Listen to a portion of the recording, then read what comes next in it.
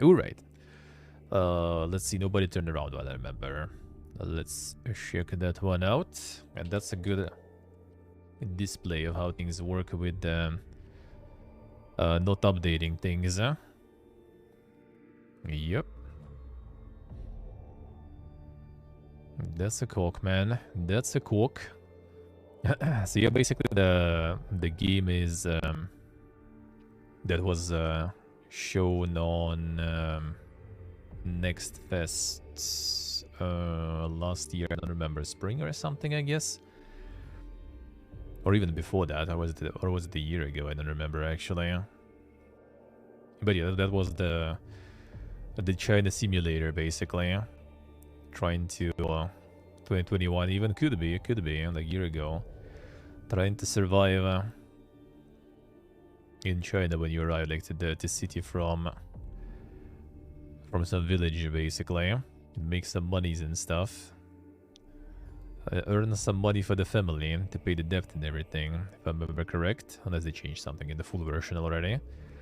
But yeah, it was quite brutal. It was quite brutal, and obviously not showing that part of life, you know, in China that well, and I guess life in China in general. And it got also very popular because it was on sale for like a day or two, and you can see how it sold, really. Basically, when it was November 18th, and it was out November 17th, yeah, so like in a day they removed it from sale. Because, you know, some tech issues, basically, they said. They removed it from sale. I got contacted also from like the marketing agency that was distributing the keys and everything, asking to delay until they fix stuff. Asked to not to stream it for now. And I was like, yeah, sure, fine. I don't mind. Like, I have the game, can play it and stuff. But yeah, they asked, so I was like, all right, fine, sure, let's wait. Even though those tech issues shouldn't affect me, it's only for old versions of Windows, according to the statement. Did they mention it? Yeah, there it is. You cannot play the game properly with older Windows versions. Protect our players' rights. We have temporarily removed the purchase option. We'll do our best to fix the problem. So yeah, that was November 18th. Then December 30th, there was like fully a Chinese statement that they posted. Some people translated in the comments. And basically, well, they even appeared just because someone made like a copy on the game. I guess on Steam too. So like someone was selling like the copy of this game on Steam or some other store, I'm not sure. So they needed to like write some sort of statement, and they write it on Chinese only. And in that statement, they also kind of like flipped or like hinted or something that, you know, that they got approached to change some things, basically. So yeah, I think some people probably got a bit... some officials got a bit salty that, you know, the country is not being represented in the very right way. So they need now to kind of tune some of the stuff in there. That's why I also kind of like I could stream it, right? But that would be kind of not very good, because that would only kind of attract, you know, more attention to them, which in turn might attract, you know, more problems for them, I guess, from officials, if, you know, that version of the game is gonna be getting the coverage. So I kind of understand it from that perspective too, why they asked people not to stream it and everything, because they already probably got a bunch of shit that they need to deal with. But yeah, the thing is, like, it was announcement day after release that is removed from sale, and then it's silence until the end of December. And then even that is like kind of silence technically, because yeah, like you need to like go through comments to find translation and stuff, and to, you know, just to try to understand what happened. Yeah, it is that actually. Yeah, that was the Red Candle games or something. A Devotion or one of their games, basically. Yeah, they got a bunch of shit there too. Well, their situation was even worse though. Like, these guys, I think, just kind of get approached, you know, and asked to change some things, and yeah, those guys just got removed from the stores and stuff, and the company got like closed or something, I think, in the end, and a lot of people got issues with that.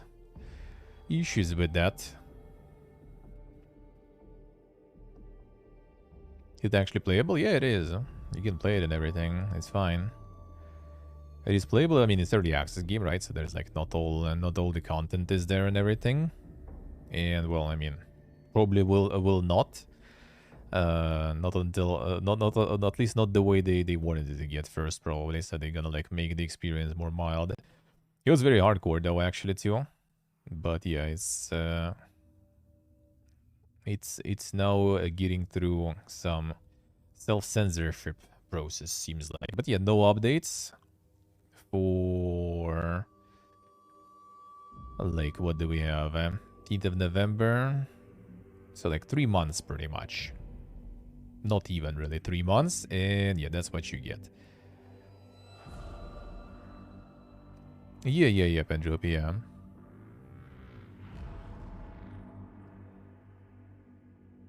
Yeah, it was a demo. We just played some Next Fest demo.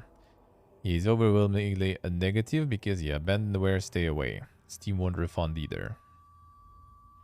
Which, I mean, why would Steam even refund you, though? Like, you bought the product already.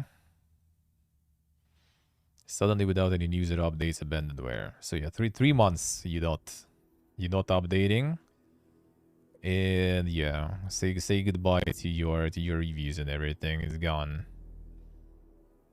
And mind you, it's people like who have the game, right? Like they bought it, they already have it. Like dude played for like 60 hours, and he's still like gonna go and say like, oh yo, dude, it's abandonware. All right, I guess. I'm not sure. Like you got 60 hours of content, he's still gonna go and put the negative review there. That's why Steam needs like some sort of like curators, for example, they have like informational review you can leave. So it's like no positive, no negative, it's just like info pretty much, sorta. So that'll be kind of okay, like, yo guys, it's abandoned. I mean, like, you played it for 60 hours, and I would say it's kind of worth it, really. Because it wasn't expensive too when it was available, I remember. But yeah, the fact that it's abandonware, though, yeah, you maybe don't want to buy into. Well, I mean, you can't even buy into it. That's the thing, though. That's the thing too. Like, you don't need to warn potential buyers of the game because they can't buy it. That's the thing. And by the time it arrives on sale again, like all those reviews are already not going to be relevant because, you know, well, it's back and it's working, so you know it's not abandoned anymore. So why would be all the abandonware reviews? But they're not going to be removed though, that's the thing. So they're going to stay most likely, because I doubt those people will go back and change the reviews, because I mean you're just probably going to forget about it already. So they're going to stay like this, abandonware and stuff, and then people going to come in and they will be confused, like, all right, I guess, like, I see devs doing something, but it's abandoned. For now, yeah, for now it is.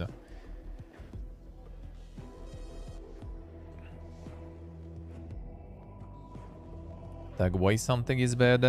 Well, I mean, you can write, like, you know, the detailed review, though. Like, I don't think, like, bad, good should stay like this, but there should be, like, some option, like, kind of in the middle and stuff. Like, nor good and nor bad. It's just, like, it is what it is. That's pretty much it.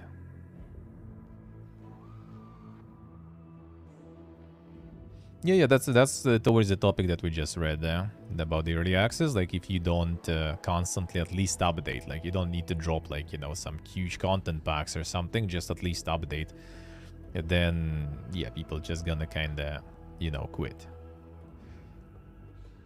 Like, I guess people even, they didn't take this in account, because that kind of happened. If you take this one in account, it's basically like month and a half with no updates, and you just kind of like, yeah, you can say goodbye to your reviews, because getting back out of it, I mean, it will be doable though, even though it's already mixed, kind of close to mostly positive but mixed. So that's totally not gonna help. So yeah, that's like the living perfect example of why you should always keep updating people. And it's not even that hard, really. Just like to explain what happens and everything, you know. So yeah, that's pretty much how it is. And there's like publisher and developer. There might be some, like, you know, different issues there going on. And these guys like mostly like the Chinese publishers, or they do different stuff. No, it doesn't seem like. It seems like they do a bunch of stuff, really. See, it could be just like the fact that they also kind of like international publisher. There's like bad, you know, communication stuff and everything going on. So it could be that too.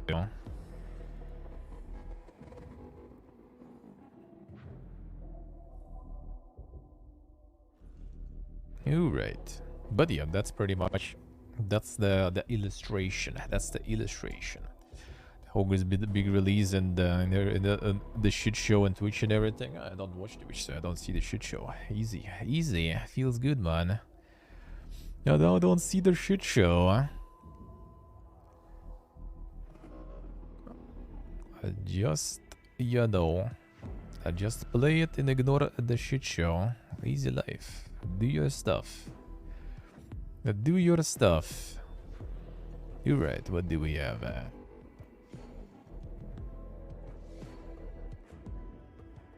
Okay, would be an 85% discount.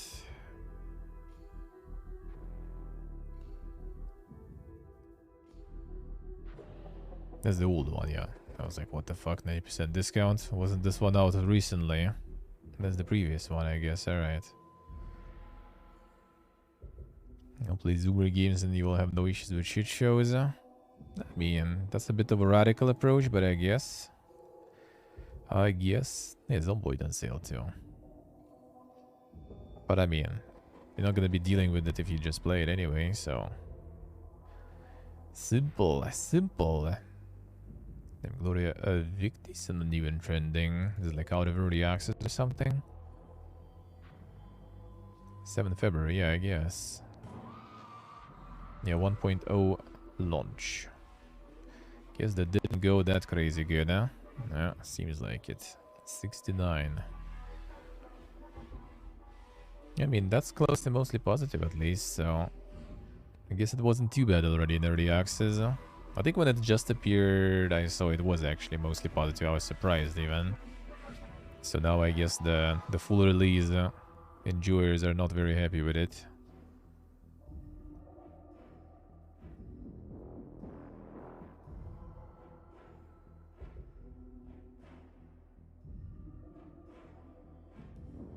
You and every other person in this quest will stand waiting for the single bear to respawn 10 times. I see, okay. The good old MMO issues there.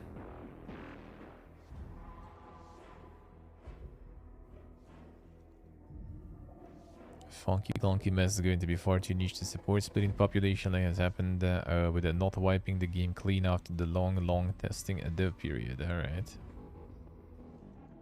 Did not buy even on sale.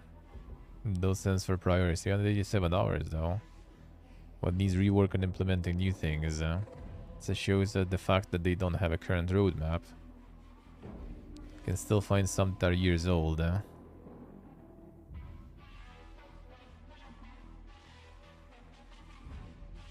But yeah, I guess like the reviews from the 1.0 release not that good. Appreciate developers' determination to continue working on this game, but really they should move on. There's always been the messy, clunky, buggy game. Damn son. You gotta be like that. You gotta be like that. And some devs work with those forever. I look at the Mortal Online, for example. Like the first one I was testing back in the day, like long ago, very long ago. Now they have a second one to go into, and it's also still a buggy mess. But I guess, you know, I guess it works for them. Tower Tactics Liberation. Fuse deck building roguelikes and tower defenses, no way, never seen before. Have I seen this one before? Deploy your towers, collect valuable trinkets, and cast powerful spells. Defend yourself against the Selkoth. Good reviews there. Very good reviews, I would say.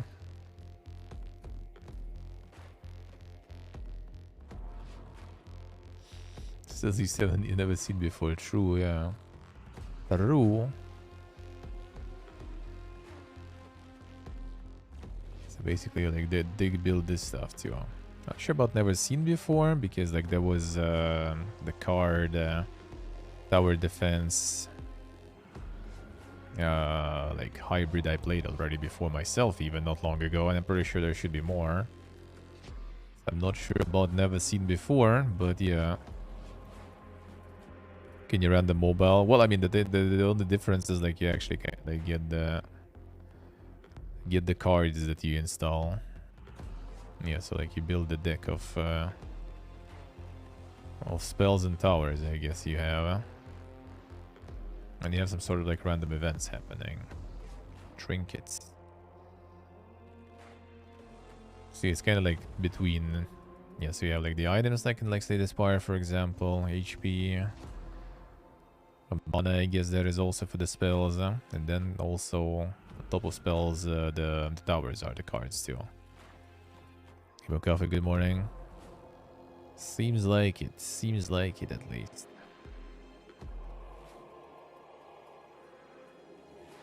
Well, that's not too bad though. Yeah, the spell force stuff. This one apparently is pretty good too. Huh? This one was so last time though, I think though. There were people molding about this one too. That is like not enough of 4x, not enough of other stuff.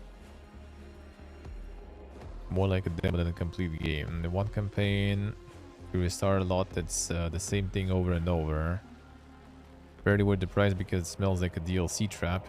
Expect to see a constant DLC. Well, I mean, isn't the game the DLC on its own, though? Like, it's pretty much kind of like standalone expansion, sort of.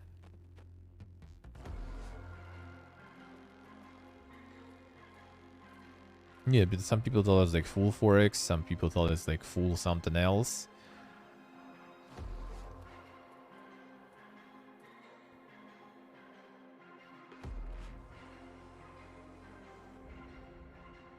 But I mean, it's still kind of like decent reviews, I would say. Still doing good, eh? Hey, Movies Hustle, yeah, I saw this one before. This one actually like, I saw the comment on the subreddit from the dev, eh? Apparently they got the basically save them from full broke mode this game.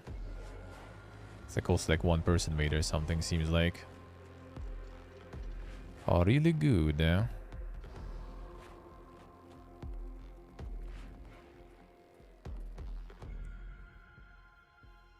Save them from a goddamn out of poverty, basically, this game. I mean, probably quite also. And with this amount and levels of reviews, that is nice. That is nice. Yeah, so this one last week. Check this one last week.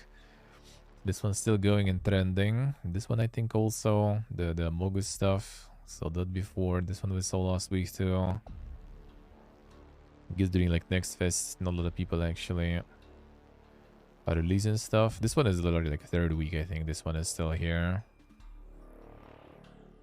Dread Templar. This one is kinda chunky for the boomer shooter really, but I guess in terms of prices and stuff.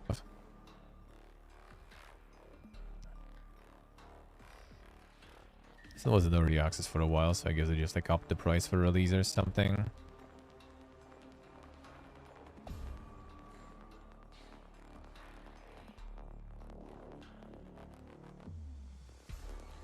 And get them gifts going. They know how to do it. Bunch of decent reviews there. Oh, very good. That was also early access for a while. And the Pets Hotel we also saw. Yes, I guess during next fest there is like not that crazy much going on overall. The Mod Runner on sale everyone's getting with Zomboid. Nice.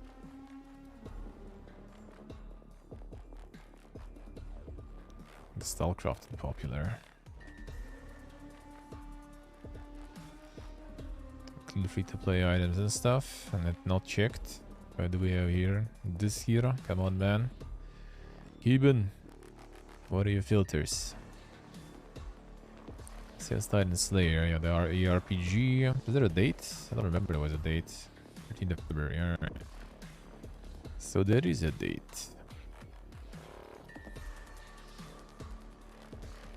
So this one last week too. So yeah, I guess like nothing new really happening now. Everything is the same stuff. Metroidvania, what is this one? Challenging horror-flavored Metroidvania. Set in a world tainted by a mechanical disease.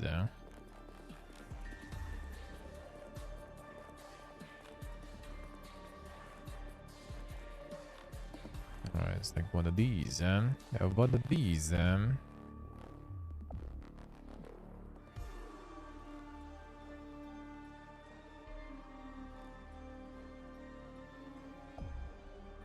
Strategic combat.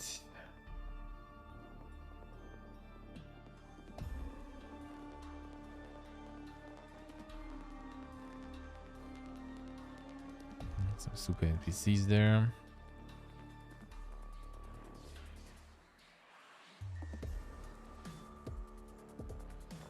Insane jumps. They're intense and strategic, yeah, I guess. The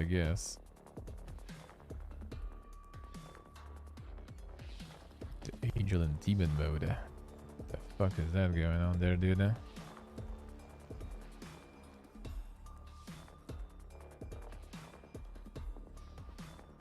way to think.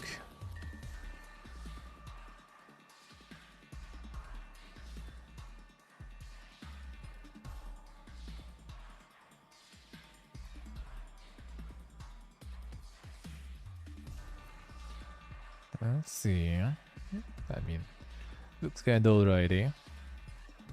It looks interesting. Perfect release date. Player enemies darkened in the background. Yeah, true.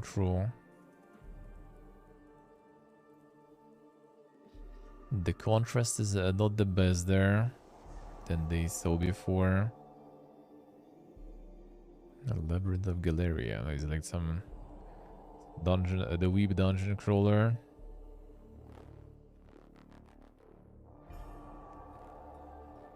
Seems like it. High software, right?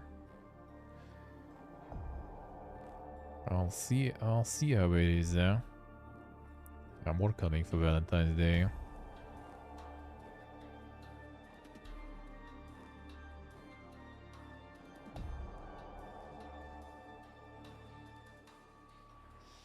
That trailer has nothing to do with the game. Maybe show now. Oh, no, there we go, yeah. The full dungeon crawling experience. Like a lot of characters though. What the fuck is that?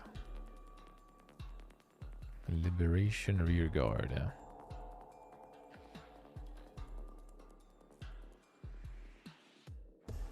That's all the characters there. That's a lot of them.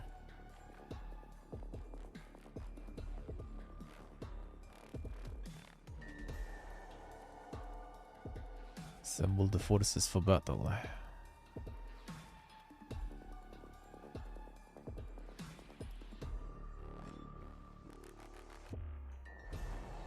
Oh, so you're making like a bunch of a brigade formation.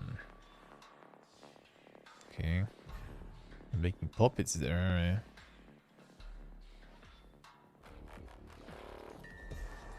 I'll see. That actually like everyone's getting like healed and everything. Not sure exactly. Just way too much stuff going on there.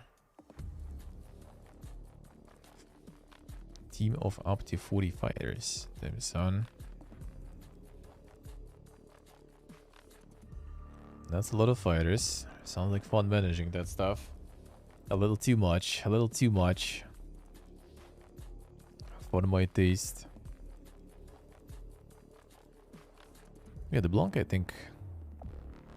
It's a long time ago, this one, wasn't it? The Gearbox Publishing, actually. Damn son. It was either on some show or something. Well, I mean, it probably was. Maybe somewhere else, I don't remember. I can doubt it's out on Epic already. Probably not. It looks kinda interesting. I already tainted this game somehow, for you sure? I see, I see. And Randy's making movies now. It's not tainting games anymore, I guess.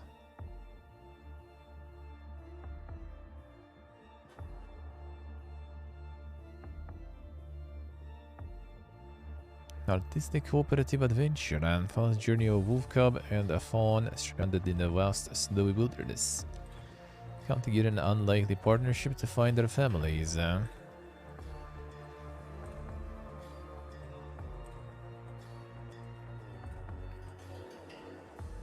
gonna be one where the end gonna be like super Sadgia, most likely. Calling it. An emotional journey, yeah, most likely.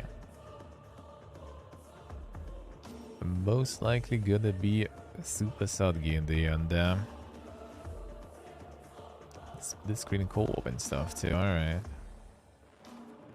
Go for the full co-op mode. The Corpse Keeper. No, this one's about a very challenging action strategy roguelite.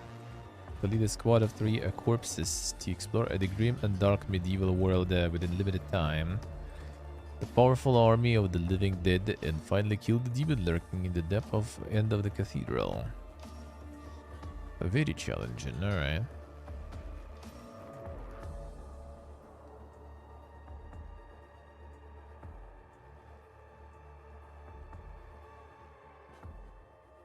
And manage the corpses.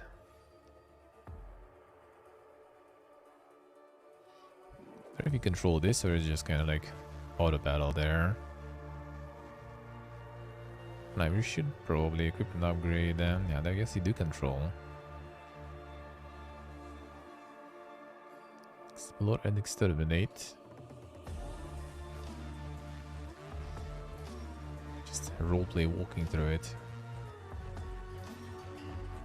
There's some parry god there. And some fisting too.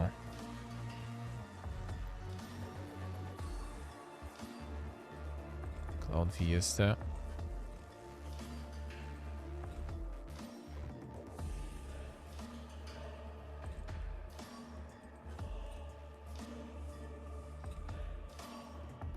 That's Thermite Games actually. Doesn't show here though. With nobody to turn around. Same publisher.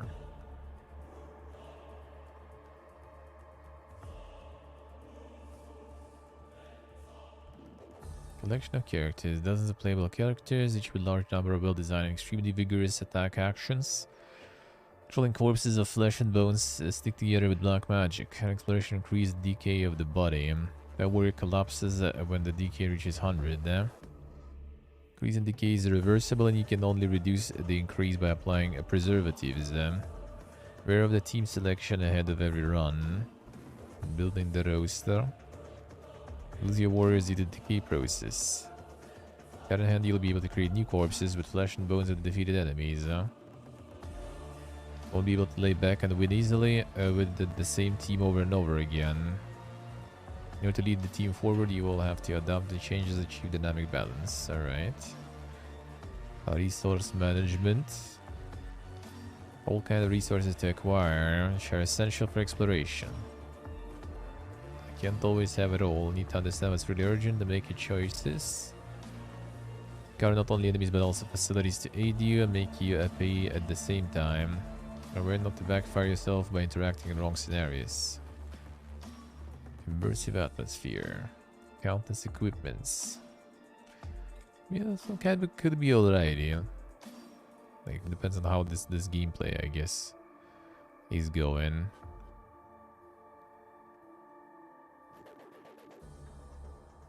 Seems kind of like a way to think a bit. But, I mean, maybe it's alright. Maybe. 15th of February, early access.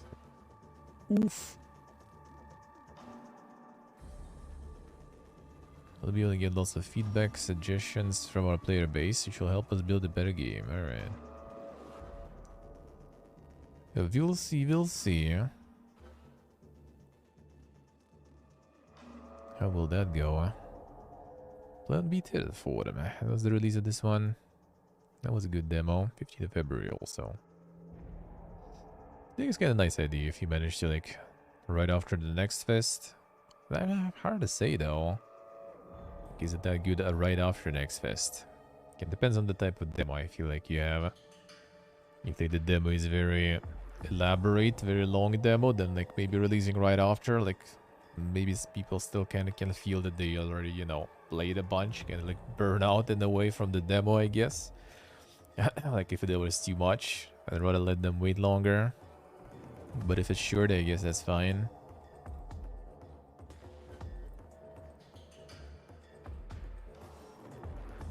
What else is going with Nick's Fist there? What else is going?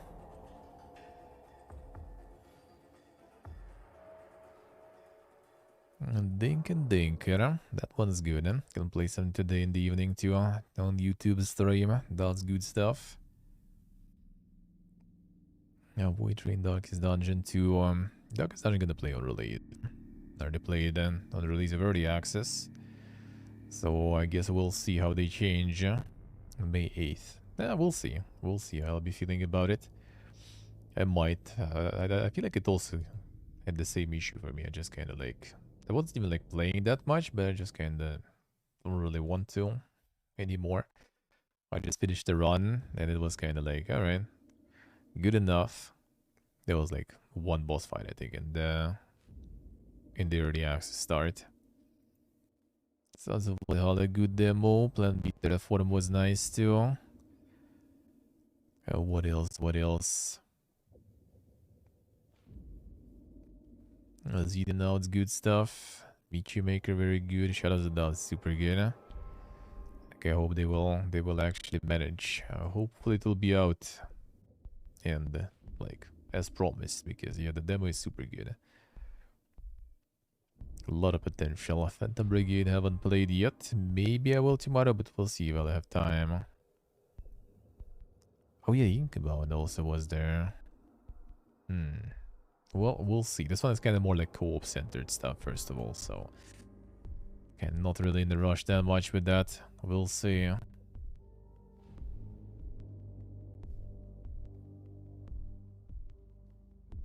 On Radio the Universe, people also say pretty good stuff.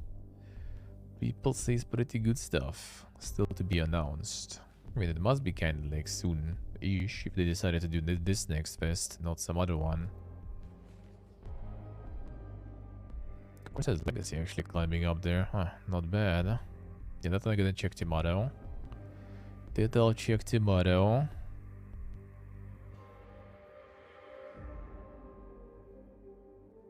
Yeah, this is the Dome Keeper. The Dome Keeper alternative version. Dome Keeper 990 degrees turned. Dark Envoy I'm gonna try tomorrow. RPG Fiesta, why not? Civic Dressel was good stuff. Raidborn was good stuff.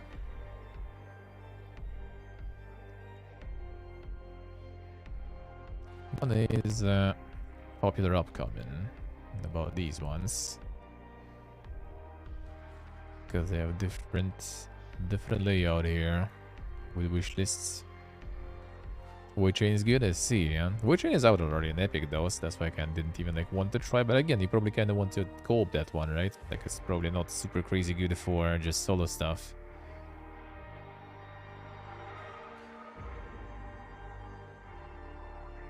Let's see, Steve, alright. Actually good,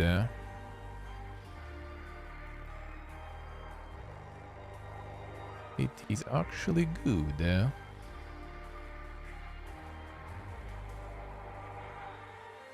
Yeah, Book of Hours, I'm looking forward to, for sure.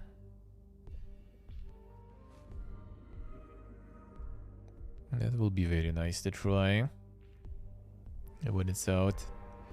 The full experience. The full experience. Urban Strive tomorrow also.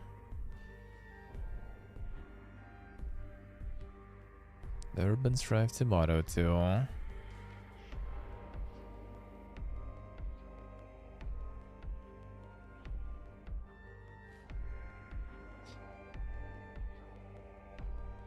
Yes, he's USA. No, don't feel like you need the co-op, alright. Was the daily Axio? Dink and Dinker and Meteor Maker pumping there and farming. Yeah, Void Train actually getting a lot. A lot of popularity there. I'm gonna keep him live, huh? What was like the dev streaming, or they do just like some streams in?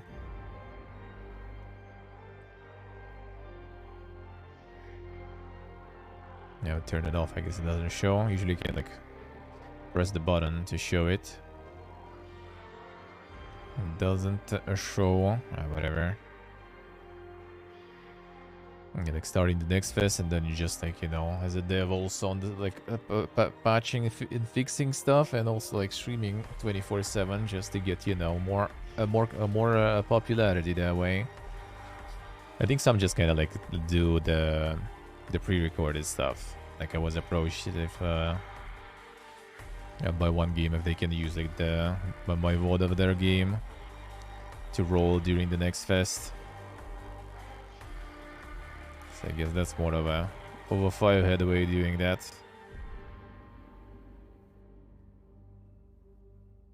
But yeah, that's nice. Like if it's even higher than Meteor Maker, Meteor Maker is pumping the advertisement budgets after all, right? Since they got streamers also to get the dungeons and to, you know, to make viewers go through those and stuff like this. So, you know, they got some budget to blow on that, and the Void Train still got ahead. Especially considering it's already out in Epic, really. So that's quite impressive, huh? That's quite impressive. And I'm not sure maybe they also pump some marketing budgets, but I haven't seen any. And the Dark and Dark are just going crazy. Hey Butch, hello. How you doing, man? I think Dark and Darker they're gonna try to the buy to play probably with some low price though. Like free to play is just gonna be like it's just too tempting to ask for a little bit of money when you have that many wish lists and players playing. Like at least like $10 or something, you know, from everyone, and it's already gonna be a lot. It's already gonna be a lot.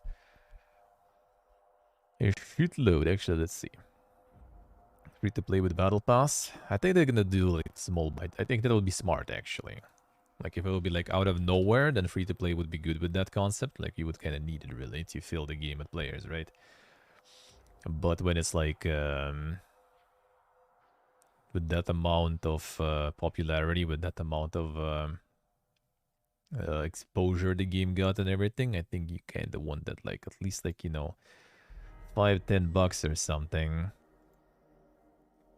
because it's kind of like not even that much, and there's so many like wish lists and everything that people probably would be way more willing to do it, to pay it, and then you get like kind of chunky amount from all those people. So let's see. Pogwan's got the peak at 807,000. Damn son, 672,000 right now. Not bad, not bad. Still not ahead of Cyberpunk though. Still didn't do that yet. Oh yeah, the Goose Goose Duck is still going, and still no one watches it on Twitch, I think. So that's just like this one just kind of pumping on its own. Nah, the Scuff, the Mogus. Elden Ring, no, Elden Ring it actually beat, I think. I think only Cyberpunk left there. Elden Ring, I think they did beat in the end, wasn't it? I think they did, only Cyberpunk left, if I remember correct. They did beat the numbers on Twitch, though.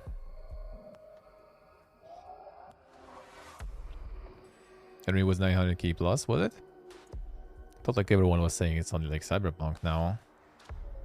I'll see. So Elden Ring still too on. I guess on Twitch they did though. Then CS:GO with the new bot chest beating the records. Yeah, that's a lot of people there. Like, CS is really like built differently. Let's put it that way. There's like, you know, like the Virgin Halo or something, for example, when like it just kind of like dies after a few months. even while trying still to pump content regularly and many other games like this, right? And then there's CSGO that barely gets any new fucking content, and it's just like always there. Fucking 20 years ago, it was there. Was it 20 years ago? When did I play first time? 5th grade, I think I played first time. Beta 6.5. That should be... It's 96... 98... 90, like I skipped 4th grade, where like the 5 had programs, so... 96 first grade, 97 second, 98 third. In 99, I was in 5th grade, so like in 99, I think I played for the first time or something. And like it's still there. It's still pumping, so even more than 20 years actually, and it's still around. A very strong skin gun, but yeah, some people farming monies there too. That is true. That is true.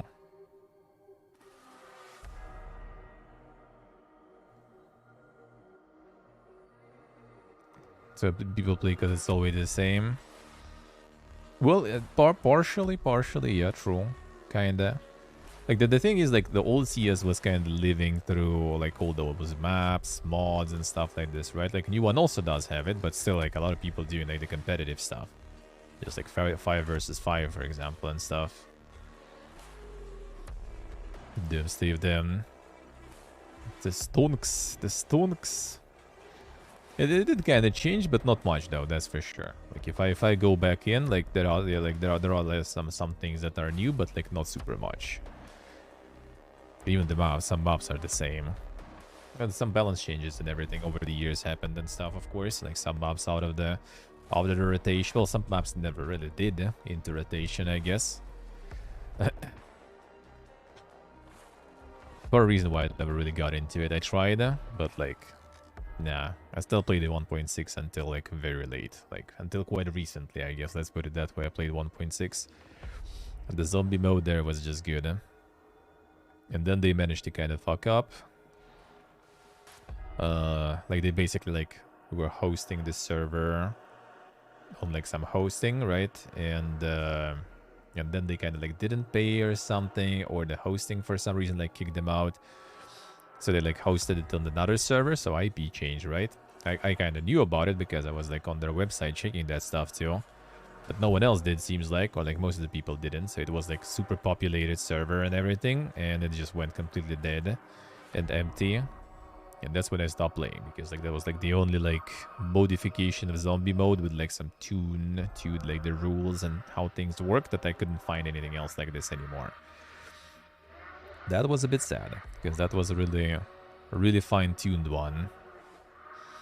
Those were the days, man, yeah. Going to the LAN cafes and everything regularly. Those were the days. But yeah, Dark and Darker demo, just like having like 110,000. The beta test. That's not bad. That is really good, I would say. So yeah, if like they will get like, you know, like just $10 or something to charge. That's already gonna be like good, good budget enhancement, you know. Yeah, some demos here even like going trending. Yeah, Dark and Darker demo trending, of course. 2-point camp. I got update. Yeah, I think update or even DLC or something for Valentine's. Quite a lot actually, I guess. Demo. Symphony of War. Oh, that's the Super Booty game. All right. That one also got some update, I guess, or something. Visual novel. Some visual novel is pumping too. Gloria Victis trending. Middle Earth. And some super sales or something. Shadow games. Oh yeah, are they for free summer or something? I don't remember. Everyone decided to play some. Yeah, Meteor Maker doesn't seem like it's like going that crazy though. 1100, That was the daily peak, 24-hour peak, 1800. Yeah, that one is not going that crazy. And it's on 3rd spot in most played demos. So like, yeah. The Dark and Darker is insane. Iridium, hello.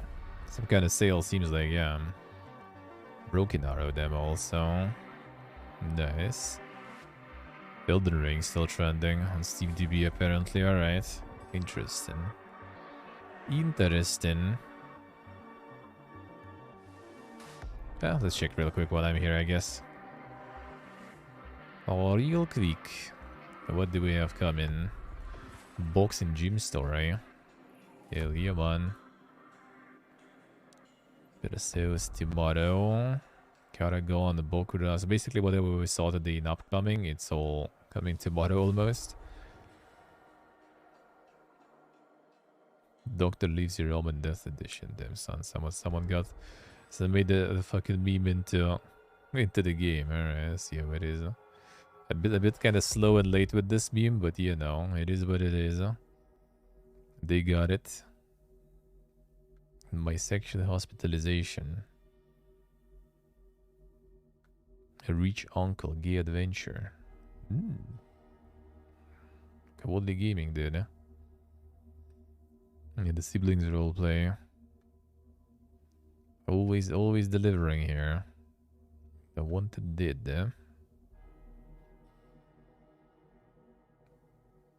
This one also going full trend. Is it like on the follow? It's followers, I think, or is it the the followers change?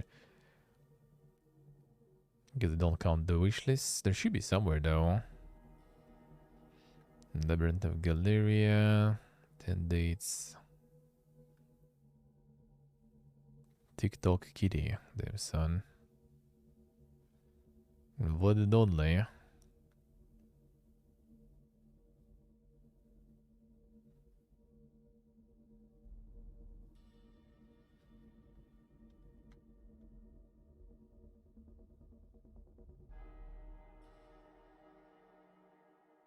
Multiplayer nights and everything. Yeah, basically releasing and you're gonna be somewhere here at the bottom. Oh, the Returnal. Hello. I think it was not available, wasn't it? Let me see. Yeah, I don't think it is. Yeah, that ain't it. That ain't it. I guess it's not available then. Let's see. Unlucky.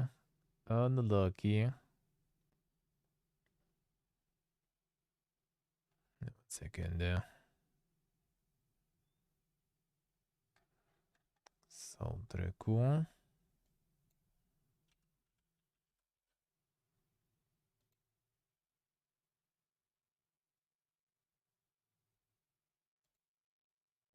There we go. The TikTok kitty. One and only. Alright, what else there? Plan B, Pharaoh, New Era, Harsh Doorstop.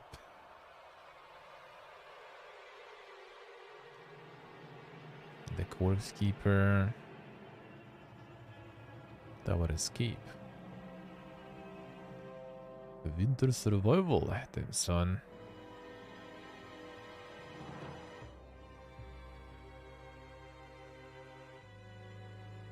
System Shock Demo? No, I haven't. I mean, I'm probably gonna play the full version when that will be available, which is not gonna be available here actually, by the way. So we'll see. We'll see where we get, where we get in the end. A Wild West Dynasty. Oh, this is the medieval dynasty version.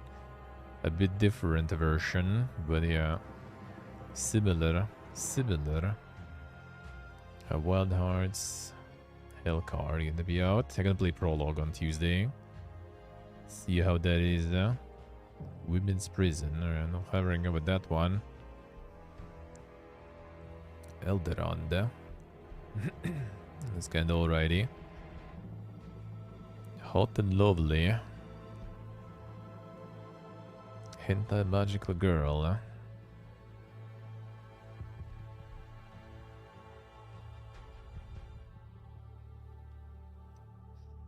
Into there. Nice.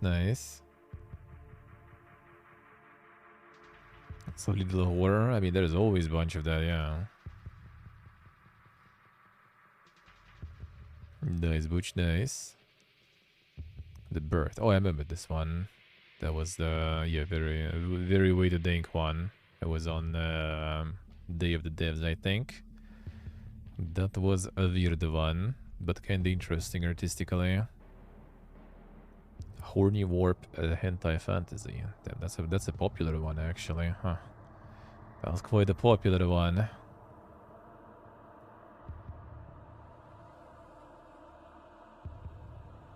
Kiss Effect.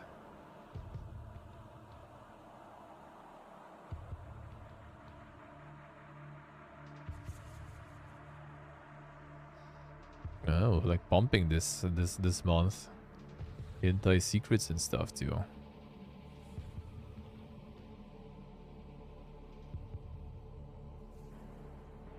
Floating life too. Here's Atomic Heart, alright. Shows on 20th of February? I think it was 21st, wasn't it? Weird, eh? Oh, weird. It's time zone related too, maybe. We'll see. If it's actually 20th, that's good. It's 21st, yeah. Maybe like in the US time zone, it's gonna be still 20th. I wonder what will be out on Game Pass available. Because it would be nice to start on Tuesday already. Like if it's available like since the morning, not since the evening as always. I'm never lucky, man. Always available when I finish streaming.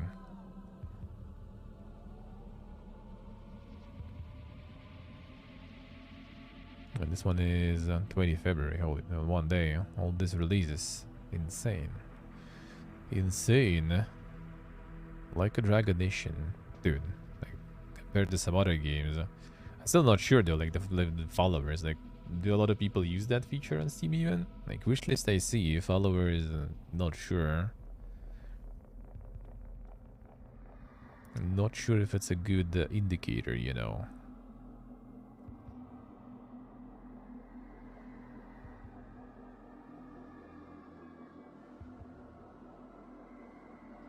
Metal Mutation.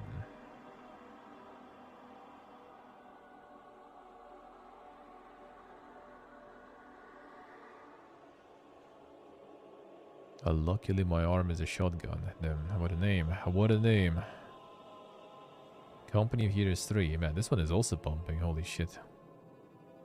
Sons of the Forest is pumping hard too, seems like. Blood Bowl 3. Chef Life Restaurant Simulator. Aces and Adventures. This one I'm gonna try. Next week. I will check that one out.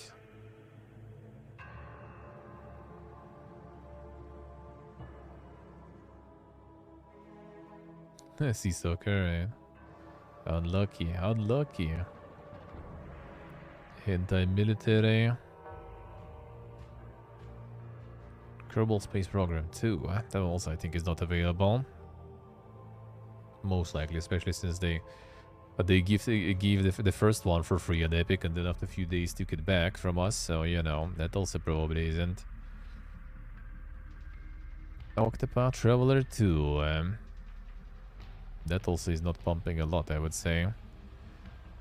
The Heroes 3 beta was a mid. I mean, I played the demo mission. It was alright. Like, I don't really have a lot of reference materials to compare with, but like, it was solid, I would say. It was solid, I would say. I might get it, actually. We'll see. Like, they sent me the preview back in the day that I streamed. So maybe. Pale Beyond? Oh, the builder. The builder? Yeah. Oh, that one might be alright. That one might be alright. That might... Well, I mean, it looked interesting. It's like the type that is kinda... Because it's actually kinda interesting concept of the game, too. We'll see. The decision-making kind of stuff. Yeah, actually, yeah.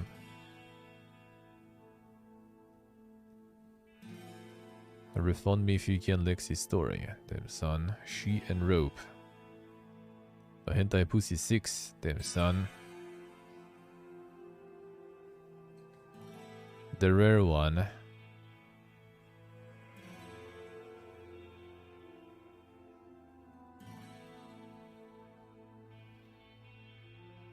The Limbus Company.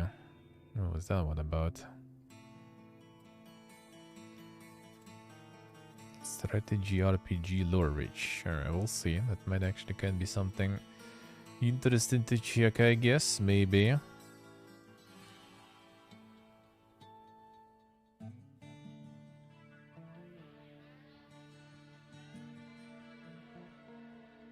Alright. What else? What else? Paranormal girlfriend. Chernobyl, a death may die. The namings, the namings. Phantom Brigade 28th. Alright, Destiny 2 Lightfall. Scars Above also in the same day too. Sex Slaves Love Story. Damn son. That one with a bunch of followers there too. It's a big coom there. A popular cooming.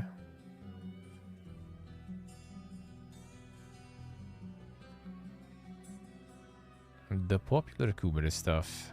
Somewhat. There's a lot of games this month. A lot of games that, you know, most likely no one really gonna play, sadly.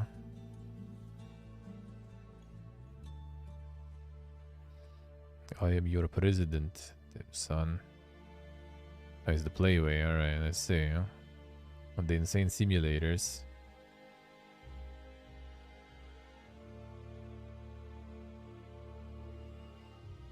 The Alta 4 too. Yeah, there was one there. Oh yeah. Alta 4 2. True actually. Huh. True. That one didn't get that much exposure yet, seems like. Seems like.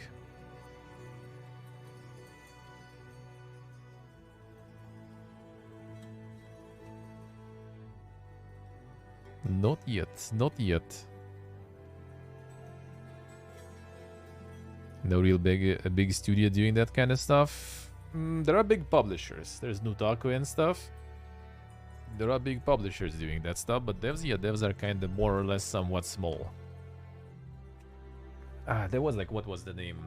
The Honey Select or whatever. I forgot the name of the studio. I think they do like a bunch of like kind of more of a big Coomer games, somewhat you could say. I forgot the name of the studio, but there is one like somewhat big, I guess. And mostly just small stuff. Well, I mean, they also kind of monetize with like Patreons and stuff, mostly. So they kind of like don't even want to go big. Because it's pretty much like, you know, like one or just a few people working on something, farming the Patreon, because, you know, the speed of development is not on their side. The faster they done with the game, you know, the Patreon is over, sorta. Gonna start a new one and everything. So they just like slowly, you know, slowly farming. Quite often they're not finished ever too.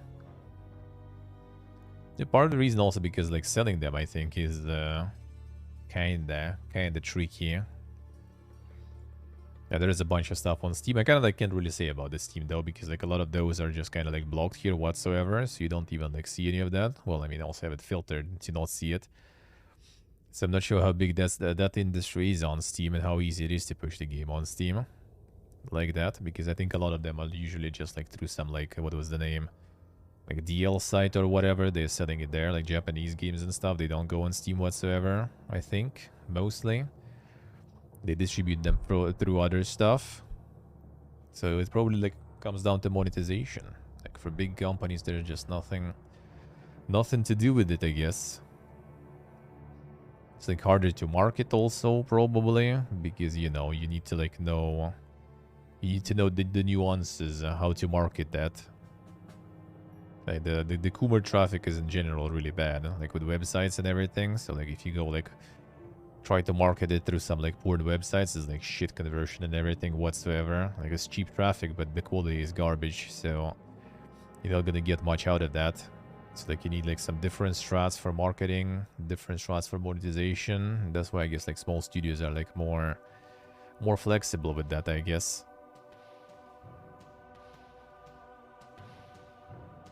One military camp. Yeah, this one I could play too because like I got like they sent me the demo, the beta version or something some time ago. Actually, yeah, that's kind of like the what's the name, the one I played yesterday, the Full Metal Sergeant, but you know, kind of more detailed, I guess. We'll see. They're gonna play this one. I'm not like they send like the preview and everything, and it's like closed beta or something, and I was like, yo, what's the embargo on this one? And silence. Like, all right, sure. I guess there's no embargo or something. So I can probably just play it. The Meme Hunter, damn son. The top tier games there. Here's the Wolong. A Lunar Mirror, the Pavilion of Desire. That one is also kind of with like with some following, let's put it that way.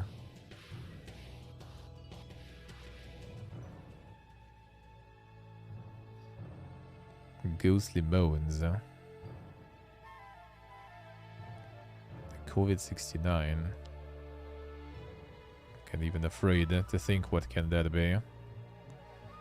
The Volon again. No, why is it Munkalov?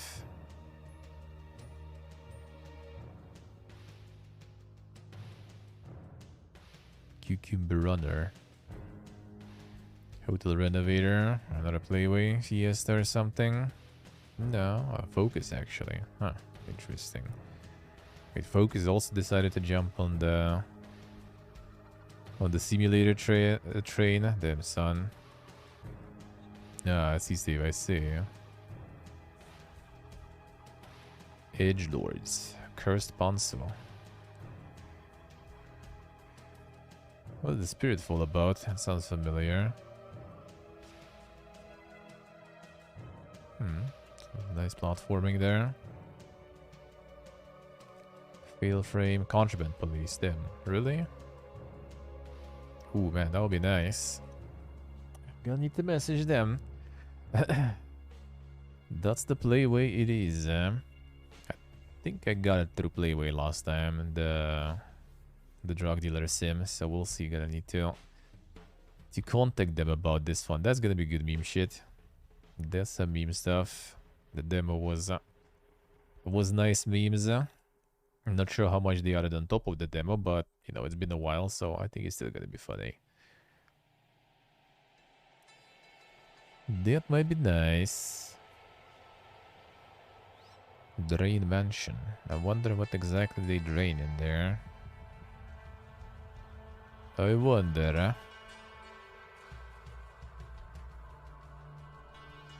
Mr. Prepper Animal Farm DLC. And they're pumping DLCs for that one. It's been a while already since the release of that one, actually.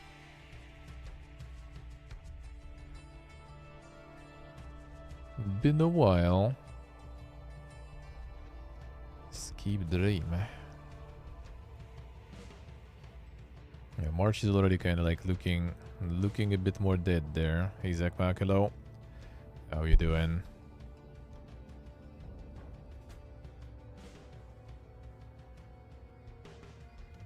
Hostile Mars. Isekai Frontline. Damn son.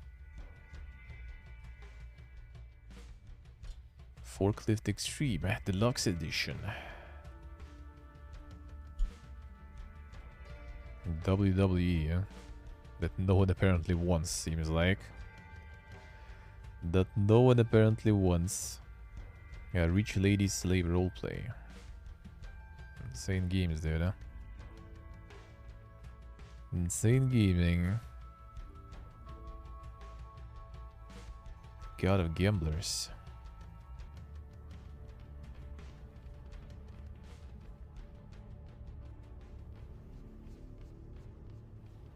Resident Evil 4. Also not that many followers on that one, actually. Surprisingly.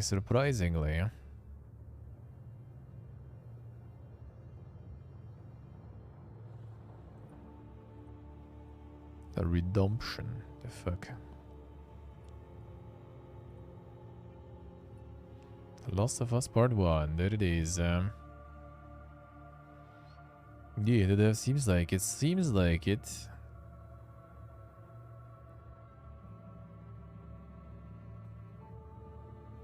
Smallland survived the wilds. This one. Oh, someone decided like grounded at home. Okay, we'll see. Interesting. Oh, Dread gear. Dread gear. That'll be nice to get to. I wouldn't mind. Dread gear would be nice.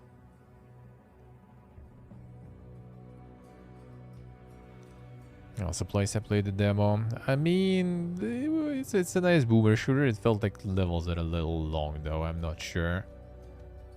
Felt a bit dank. Felt a bit too long, eh?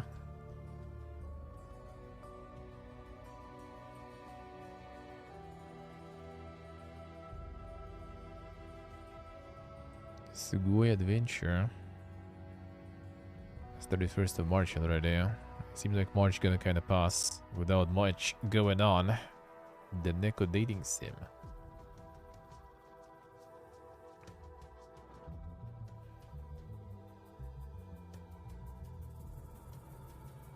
Yeah, that's the full February.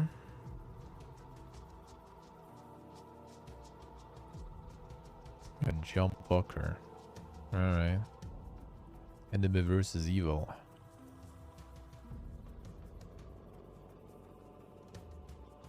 Only Fob Simulator 6. What the fuck, dude?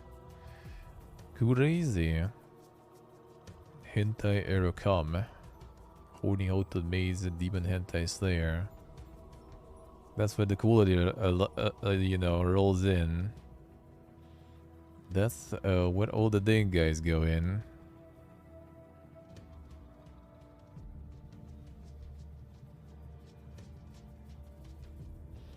The gaming man. Yo, February is crazy, dude. February seems crazy. Yeah, there's System Shock. Well, still March. Still March. No exact date, I guess. We'll see about that one. We'll see about that one. Before it's still gonna be delayed or something.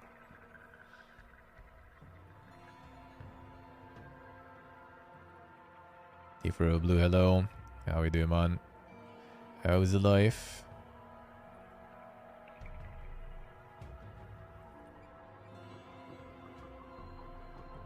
Oh yeah, kind of more or less a chill time. Okay, small land, this stuff. Let's see what that was about. That seems like grounded at home, basically.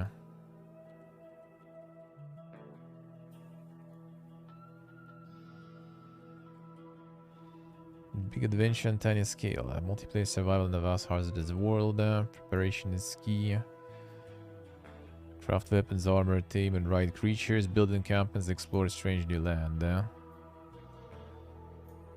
early access to, alright. But they just decided to go more stuff. Compared to grounded now. They decided to go wide instantly. With a whole bunch of stuff going on. The gliding, grappling hooks, mounts. It's kind of like more like arc already at this point, I guess.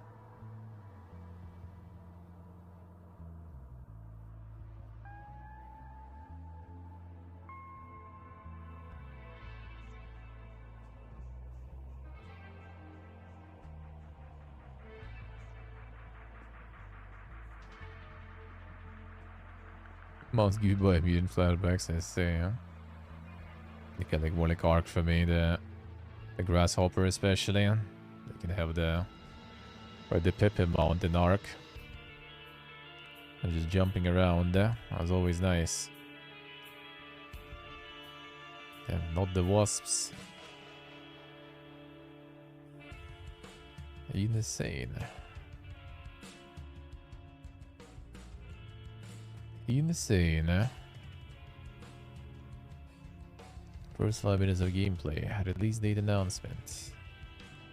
We'll see. That one has a lot of like following this one already. Somehow they managed to hit some, you know, some popularity that way. Alright, let's see. Any hidden gems there. Okay, so this. Probably not exactly. Disputed is the... Yeah. The fighting stuff. Not much gems. So this. Saw this before too. Could not hear. I'm surprised this one is so low reviews, dude. What the fuck? Like, I thought this one already was like all over the place, everywhere. Everyone and their mom tried to promote this one already. It's like, was like on the Game Press a bunch. Like Obsidian even. Yeah, it is on Game Pass. Might be part of the reason, true, yeah. Like Obsidian like tweeted about this one too because, you know, kind of like similar style to their game. So yeah, it's kinda weird it's that low, but yeah, I guess people Game Pass and early access to, I guess, yeah.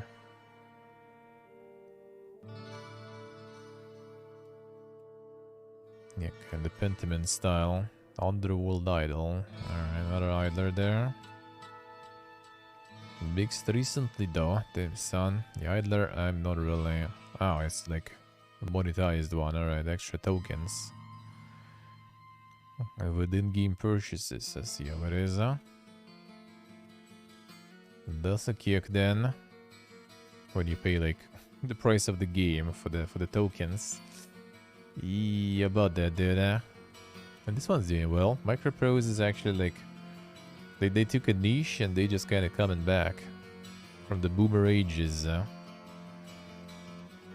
they don't even care. And they don't even care. Seems good, huh? Industry's a Titan. Yeah, mixed. That's recent is even worse though. Why?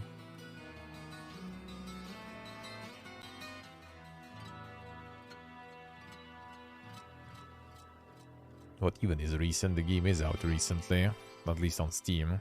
31st of January. Actually, wait a second. Oh yeah, maybe. Oh yeah, maybe it was in early access for a while. Yeah, it probably was. That was an Epic for a long time. I guess they managed to release an early access on Steam too.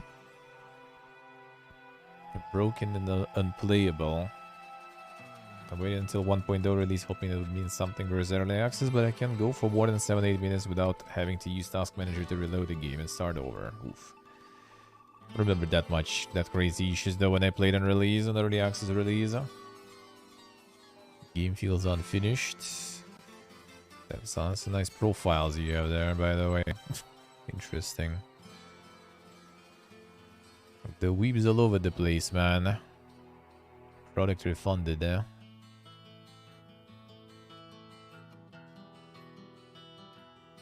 The best part is soundtrack. Soundtrack was nice, yeah. That one was good, eh? Being promising game in early access 2 years ago, and now become disappointing release with its shallow gameplay. Man, it was actually like, yeah, on early access release, that was like over 2 years ago at this point on Epic. That was really nice. That was promising. They were like updating it regularly, I remember. Like whenever I was going opening Epic, you could see like another update, another update, another update, like every like few weeks or like month or something. There was like a big update dropping. Well, seems that in the end kinda didn't go that well. In the end, didn't go that well, sadly. Yeah, saw this one before. That might be good. The Shadow Tactics and Desperado guys. That might be nice. And the environment, like in general, kind of looks nice. The universe. Full new retribution. Oh yes, the interactive novel thing, yeah. Very positive.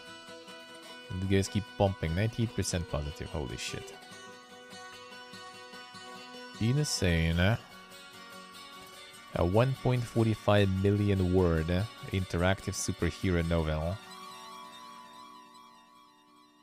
That's a big fucking novel, dude.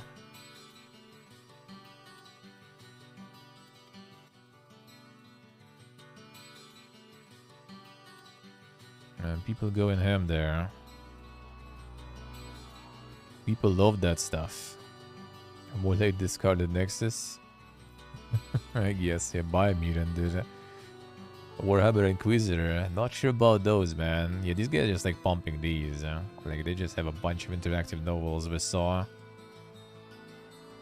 Yeah, they're quite successful with that. Tell you that. It's an interesting business model.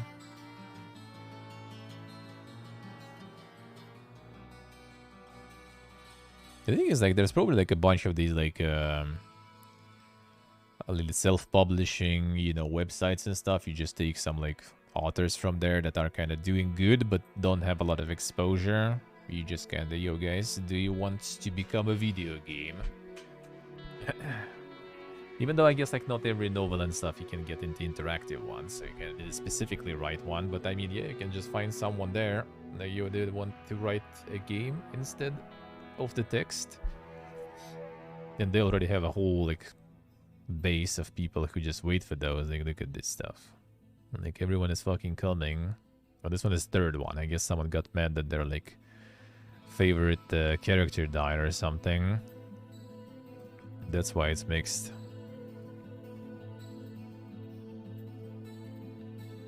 Suboptimal conclusion of a furthermore awesome saga. Yeah, I guess people just weren't happy. Story is still great. Alright. Yeah, so basically like part 3, people just disappointed with how it turned out. But still a lot of people played that stuff and everything. Oh, wait a second, there's some giga molding here. What is this? 10 reviews mostly negative, huh? Damn son, that must be some shit fanfic there. Suggest the author plays a couple of this type of games first to get a general idea of the concept. Alright. Held back a few days on this one to see some reviews. That's pretty excited. Not a zombie Exodus type of game. Absolutely nowhere near as good quality. Yeah? Interaction very basic. Read about 5 pages. Realized I hadn't made any decision in a while. And then click through next just to see how many more it took before I'd be prompted for something again. Another 4 pages. 9 pages without a choice. Really is an interactive novel. It's just an ebook. True. So it's quite an exquisite audience too. He has a demo, damn son. Insane. Come on, back. Well, some can end up completely not expired free demos here. Okay, I see. The demos of the stuff they already have. Huh? Well, still some can end up not even like being discovered really. Even kind of new ones too. It's DLCs also. Okay, those don't have reviews somehow. Alright. Wait, DLC for the interactive novel? What the fuck, dude? How does that work? What? Double skill points bonus. Oh, I see. That kind of stuff, I guess. Kick. Attribute points bonus. What, do you really like fucking suck at interactive novels? So you need like double skill points and attribute points in the interactive novel? How does that fucking work, dude? Okay. What? Man, I was going through this like 1.5 million words essay and then trying to get this like ending there, and I don't know which exact choice was wrong, so I gotta buy a DLC, man.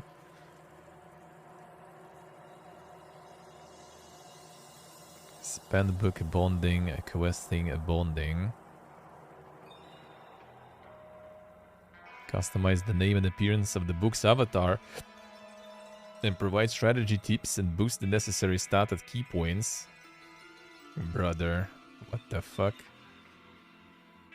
Oof.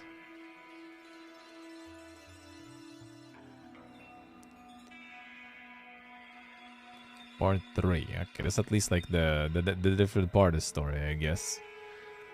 Continues your story, okay. Stories from the author. Okay, so it's kind of like this, at least some side stuff.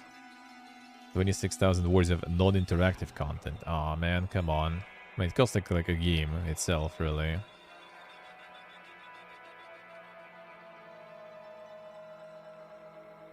But it's an interesting one, dude. It's an interesting market. Always curious about that stuff.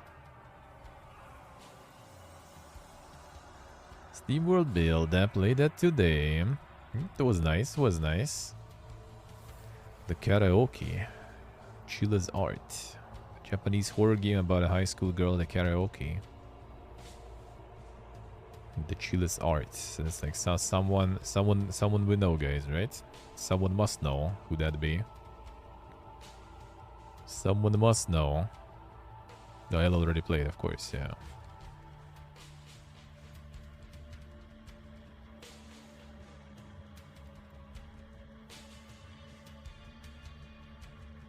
Ah, I see, Steve. I see. Alright. They're all quite good. Alright. 8-bit adventures 2.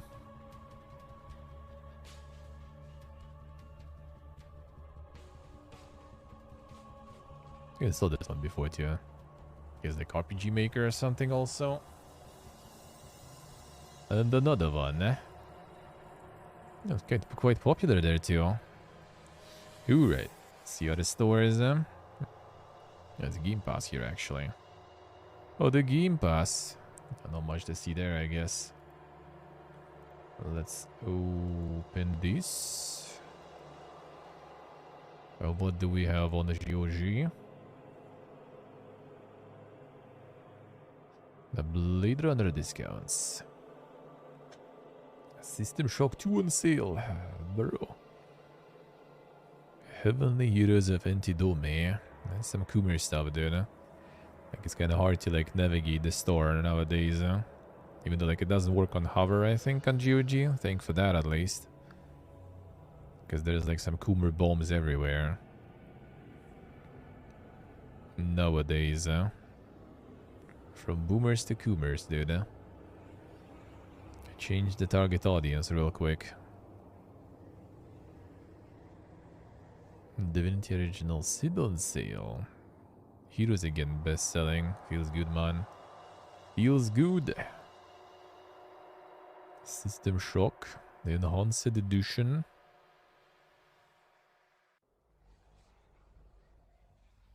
Yeah, the Raymonds and everything. For $1. For $1. Heroes not even on sale. Yeah, Heroes like always. It could be some leftover from some sale, but yeah, they just like almost all the time in the best selling. Ubisoft, like, notice that at some point, maybe. It's probably like nothing compared to Assassin's Creed whatsoever. It's just like, oh shit, like we got some money to order pizza for the whole office in a year. So that's probably all there is to it. The Mummy Demastered. The fuck is that?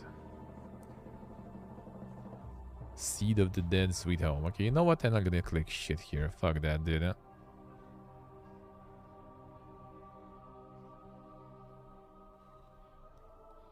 Echelon. Return when you get the filter for the Coomer content. Come on, GOG. The Steam version is still incomplete of Heroes. I mean, it is complete. It's just the Ubisoft's HD edition that sucks. That is way worse than just the original with HD mod, and also lacks the DLCs for some reason. So yeah, just play this. Just play this. I wonder, like, is there some way to get the Chronicles, or how does the Chronicles actually work? Because there was like 10 more. Like Heroes of Might and Magic 3 Chronicles. And I don't think you can buy those. And buy all series for $0. Damn, that's a good offer, man. That's my favorite. Yeah, I wonder where the Chronicles are nowadays. Because there is a lot. Like, if I ever run out of, you know... Well, which I will, obviously, right? Like, there's only Armageddon's Blade left already, and that's gonna take kind of like 2 boomerathons, probably, depending on the amount I will be feeling like playing. Like, let's say, like, even 3 years, maybe, right? But then it's gonna be over, and then, yeah, then you can just whip out fucking Chronicles, and there's gonna be, like, decades more worth of content. That is Heroes 5. Could be. Maybe I'll take 4 seriously. Heroes Chronicles all chapters. Oh, it's on GOG too? This is GOG right now. It's kind of big too. Can't buy stuff here.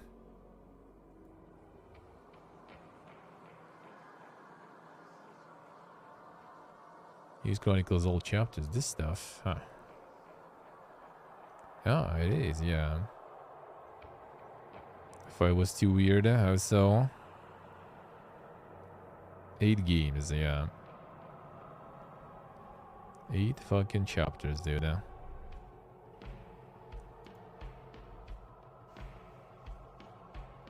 This is just 8 campaigns, I guess. So like 8 of these. I mean, that's not like too crazy, but quite. A lot of dragons. This kind of seems kind of like one campaign about the dragons. Yeah, Clash of the Dragons is the global campaign, so I think it's 8 chapters like that, probably. Yeah, those campaigns are the part of one thing. So it's like, it's 8 campaigns, and then there's 8 of these, so it's like 64. That might be, you know, that might take a while. Might be loaded as heroes content for a while if you bring it up once in a while for Boomerthon. Maybe my children, if there ever will be one, gonna be finishing it for me. We'll see.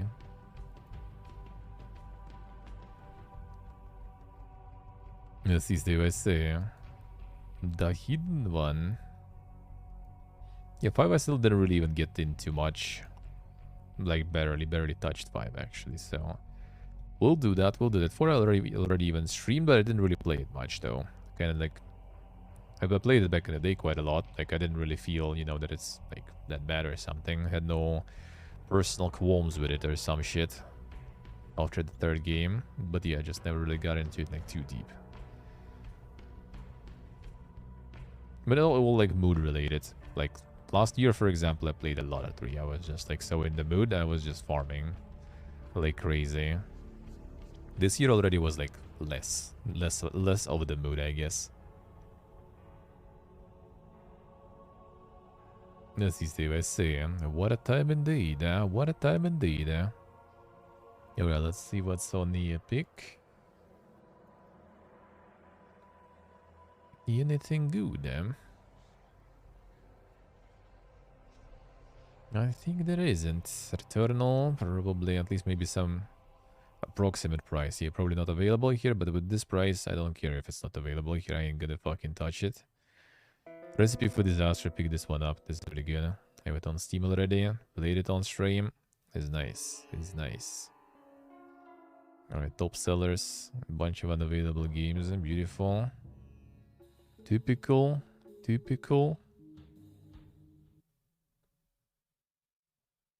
Jackbox. There's Jackbox 10, I think, or something already about to be out. Like, dude. No, Kainga is on Epic now, too. Oh, need to do this one. Need to do this one at some point. Would be very nice. I want to try it after reading, like, the development story and stuff. Would be interesting. Coming soon. 6th of February seems like, but I guess it didn't really come soon. Demo of Kang goes really good. Alright, interesting. We'll try to contact them maybe. Or when there will be some coupon sale or something, just gonna like get a bunch of indies on Epic and get like a big discount and get some dink shopping.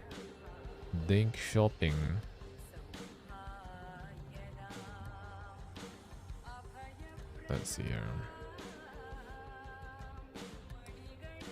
February savings. So that one.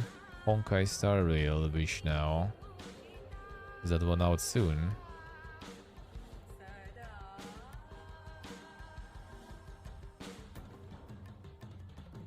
Oh, kicks off today on Epic Store actually. Huh?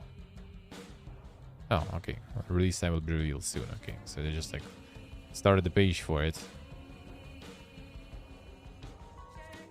Okay, it's not even the Hoyoverse doing it.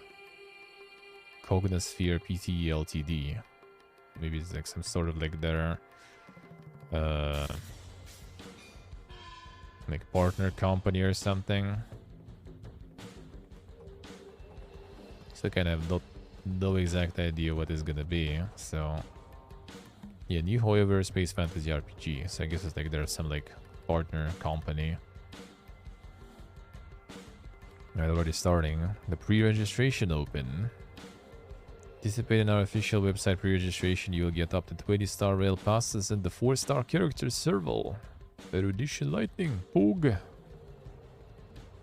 Specific rewards are as follows. Oh, so like they are like the more pre-registrations, the more free shit they're gonna get. Alright, I see. Pre-register. Coming soon. I might as well try, why not? Meme around in this shit for a bit until it becomes too grindy and you just fuck off. Well, unless there's gonna be something better to play anyway. We'll see, we will see. Through in-game mail. Gotta get the FOMO, Gotta get the free shit. Get the free shit. We'll see. Maybe we'll weeb it up. Maybe we will weeb it up. Who knows? Settlers, new allies. Yeah, with these prices too. Kyokus. Kyokus. Gonna see the right version. Gonna see the right version. Instead. Not on the stores that reminded me that I need to see the right version.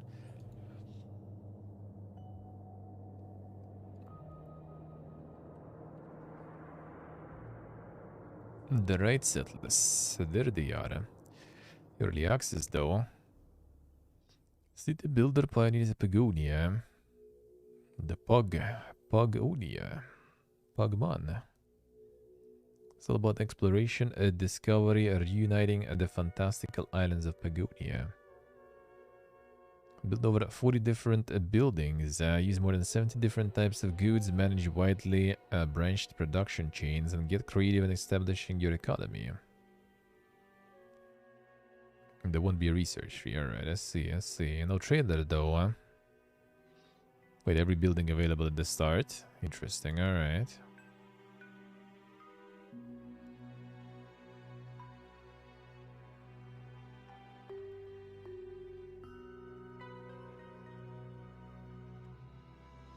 I mean, looks alrighty.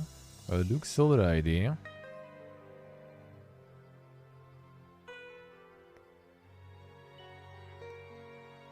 Protect your population from hostile animals, plundering bandits and mythical creatures. So there is some still kind of like PvP-ness there going on, I guess, in a way. Production chain and trading, alright.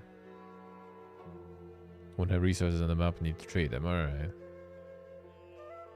Discover untouched soil, find hidden resources, and explore secret places.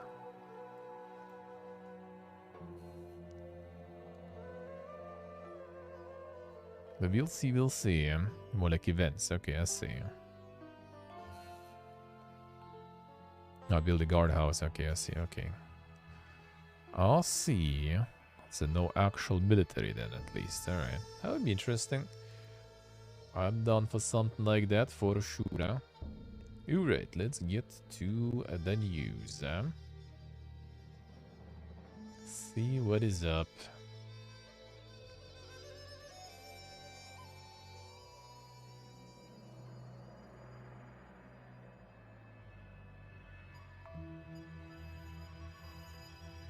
Assassin's Creed Valhalla Dawn of Ragnarok wins first ever Grammy for Best Video Game Score.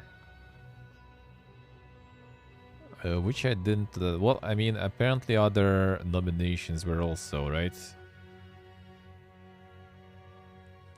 Prior to this year, Game Awards video game scores soundtracks were eligible. The show score category only earned one nomination in more than 20 years. The nomination went to Austin Wintory for his score in 2012's Journey.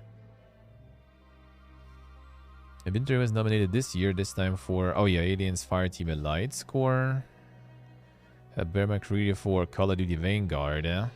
Christopher Tin for Old World, and Richard Jux for Marvel's Guardians of the Galaxy. I think Guardians had like a really good OST, right? But I guess like a bunch was kind of licensed songs, so that didn't qualify. Old World was really good. Like Old World OST is super good, and but I mean, I don't know. Maybe it's not bad either, but I'm not sure. I'm not sure. Like Old World is good stuff. Old World is good stuff. Call of Duty is, I don't know, like Old World had something. Well, I mean, it was just like bunch of like different, like, you know, like the native motives there. So I'm not sure if it like would be considered something crazy. Well, at least it sounded original with using all those different motives of different nations. Well, like Call of Duty, I'm pretty sure like you like play me some Call of Duty soundtrack, and I won't be able even like to tell you which like Call of Duty it was or something. Just another, you know, glorious shooting game, basically. They really only counted the OST made by a composer. Oh, I see. Oh yeah, seems like it is kind of mostly like the composer stuff. So yeah, maybe it's like not everyone for... Not all the tracks for Old World and stuff. Alright. Interesting. Other credits include Netflix Jupiter's Legacy, contributions to the scores and soundtracks of movies like The Martian, Mulan, and more. I mean, okay, I guess. So basically, like if like the composer on the game made like a lot of tracks that are good, they're gonna win. Doesn't matter what else, what other soundtrack pieces are of the quality. Like as long as this particular one did good. Yeah. Actually, apparently, yeah. That one was nominated before already as a show soundtrack, even apparently. Alright, Forspoken getting big performance update. You heard it. Don't need any more info on that. I'm not sure if someone even needs that, but you know, gotta mention, they still work on that. Alright, let's see. I like the Nintendo Direct sort of recap stuff, but this I'm gonna do separately because I'm not sure if it's part of it. Sea of Stars gets a demo and release date. Rev, you hear? You hear? Did you hear that? It's on the Switch demo, actually. Headed to Switch on August 29th, and free demo is available later today on Nintendo eShop. Well, I mean, it's probably not only Switch, right? It shouldn't be. That's the Messenger. There's that one I'm actually interested too. Like, I don't know, something in like the style and stuff kind of got me. Even though I haven't played Messenger and not exactly my genre. Yeah, I'm not really super into RPGs and the old ones too, but this looked kind of like something I would enjoy. So we'll see. I'm not demo on Steam, but is there the date on Steam though? Like, will we get it on Steam in August or then we're gonna get it 30th of August. Oh, we're gonna get it on PC too. Nice. Then it's good, eh?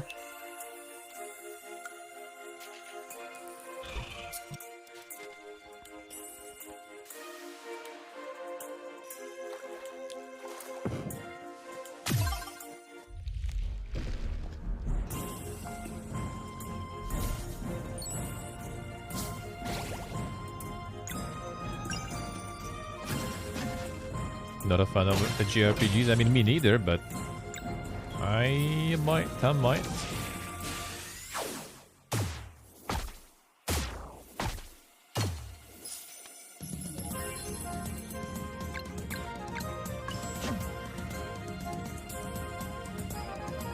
And the drifting on the boat.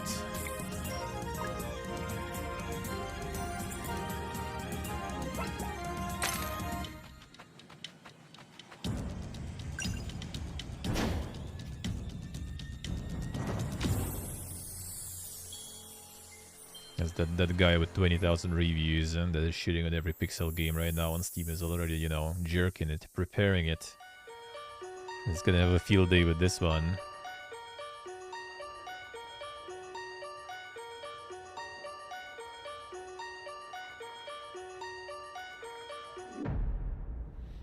The Monka is Colts. Alright. What's the price of that? I wonder. Didn't say any. They probably know like pre-order or something, so I guess you can't really see.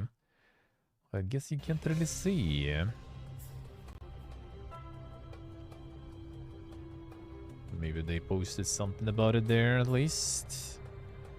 It's available here. Feels good. That's already a good sign nowadays.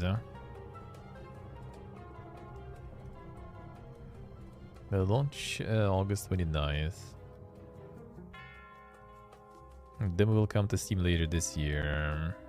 It's probably like next fest, I guess.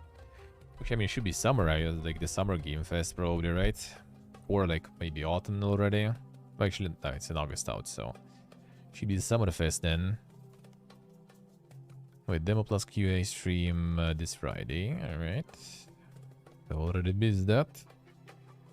That's it for now. No prices, nothing. So we don't know. We don't know. Yeah, I guess I probably already saw that one though. No, he was waiting for this one. Alright. Alright.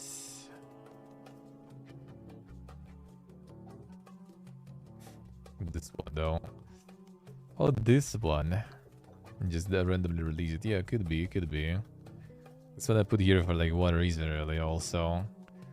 WWE 2K23. There's like 1,000 something followers on Steam even. Like I guess it's like the console mostly. The renowned superstar so far. Then watch it. Boom. A fucking Logan Paul there. I was like, what the fuck is this shit, man? What the fuck is this shit? Kick, dude. They're gonna get all the like the fighting games and other some like football games with like some content creators or something already. Who cares about the players? Give us the celebrities, dude.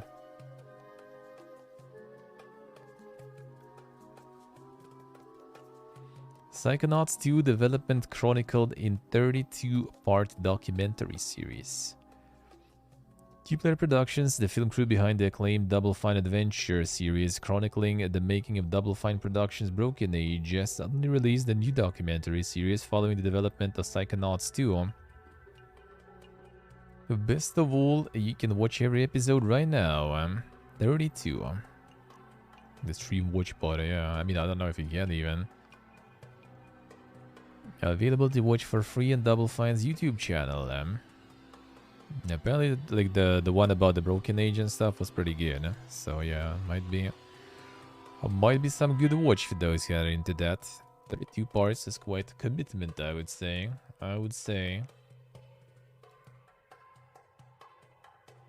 Quite a commitment there. City Skylines get remastered for PS5 and Xbox Series XS next week. I kinda didn't get this one really, but I guess you could say it's like not exactly remastered, but just a version for the new gen consoles. Anyone who owns PlayStation 4 and Xbox One version also get it for free. And it's DLC actually, all of them. Remaster and DLC up to the Airports expansion for free on their respective console family. Those who don't already own the last gen console version can grab City Skylines Remastered for $40.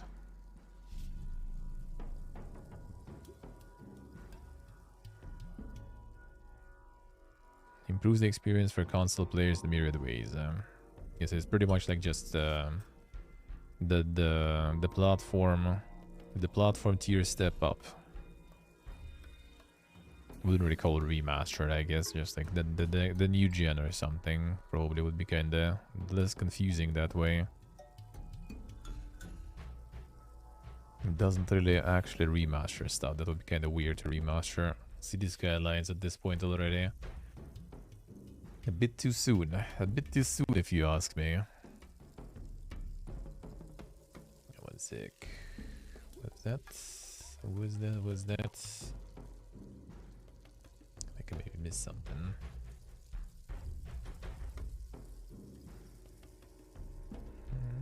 Seems like it, alright.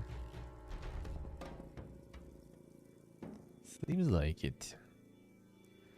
Phoenix Labs regains independence after management buyout. A Vancouver-based studio will spin out of Garena and go private. So they got obtained by Garena. This is the... what is his name? Dauntless devs, I think. Phoenix Labs founders will take the company private now that it's spun out of its parent company, Garena.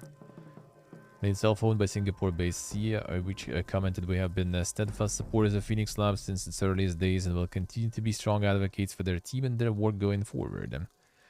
Confident that this is the right path forward to enable the team to maximize the long-term potential, and we wish the team every success for this next chapter." Garena initially acquired Phoenix Labs in January 2020 for $150 million. Talked to the Phoenix Labs CEO at that time, sharing his plans to expand the studio in new areas such as mobile and emerging markets like Southeast Asia and South America thanks to support of Garena. Guess that didn't go that well.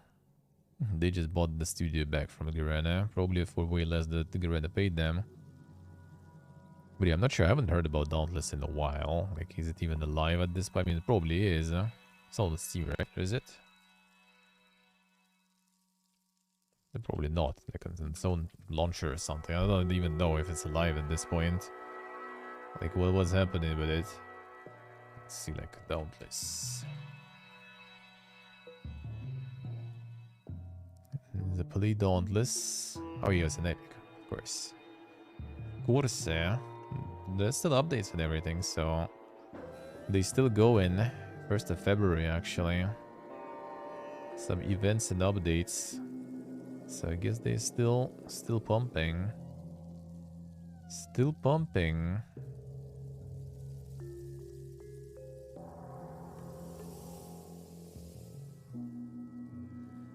Most of the events I see though, I guess. Or just say the roadmap. What is this? On Trello actually. Lives on.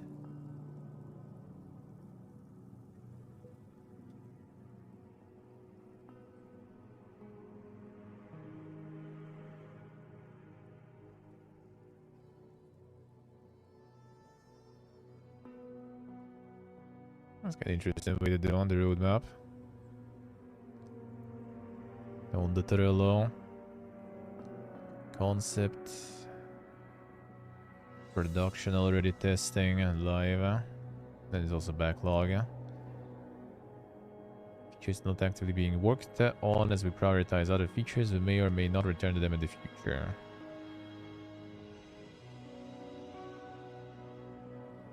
Behemoth hunting. A balance. Pressure rebalance. New behemoth. So they're still kind of pumping something there. They still kind of pumping.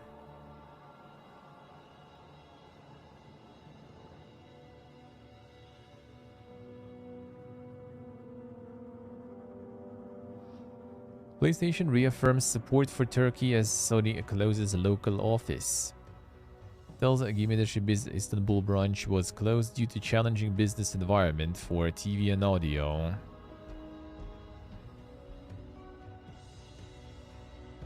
Sony shutting its office in Ümraniye, Istanbul, and ceasing Turkish operations. The company told Game Industry Biz that it will continue to support customers of its various businesses, including PlayStation. So they got tired of everyone becoming Turkish and buying games for cheap or something. Sony optimized its scope of operations for TV and audio consumer products in Turkey due to a challenging business environment that is increasingly impacting profitability in these specific categories in Turkey. We don't take these decisions lightly. We are fully committed to continue providing customer service support operations for these products. Turkey remains an important market for Sony and will continue to drive our remaining areas of business operations in the region.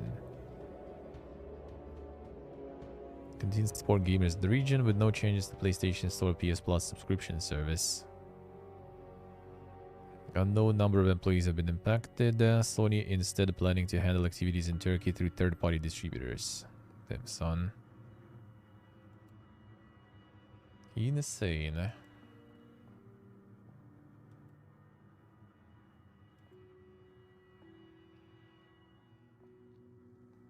FIFA 23 and God of War Ragnarok reclaim top 2 positions. UK box charts. Dead Space number 3 was in the first one. Sliding down. The FIFA, everything's back to normal. FIFA's back at the top. See Mario Kart again, yeah. Mario Kart every time. Same with GTA, dude. Grand Theft Auto, alright. Everyone's still farming. And Minecraft also. At this point, like, dude, like, how much? How much, you know, Minecraft copies you can buy, even? I understand, like, FIFA every year, you know, and stuff like this. But, like, Minecraft, GTA, brother. GTA, okay, like, maybe, like, people, like, getting banned or something. Multiplayer. It's also kind of like the physical copies, so I don't think physical copies is box copies. So it's mostly, you know, console, right? So it's not like some hacker monster or something getting banned there, unless they're toxic. I mean, there's a lot of toxic people just getting banned and buying the new copy to start again. I don't know. Like, why? It was already for free many times. On sale many times, and it's still every month somewhere in the top.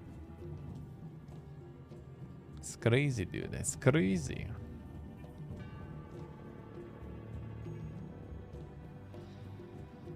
Microsoft reportedly expecting CMA to oppose ABK acquisition.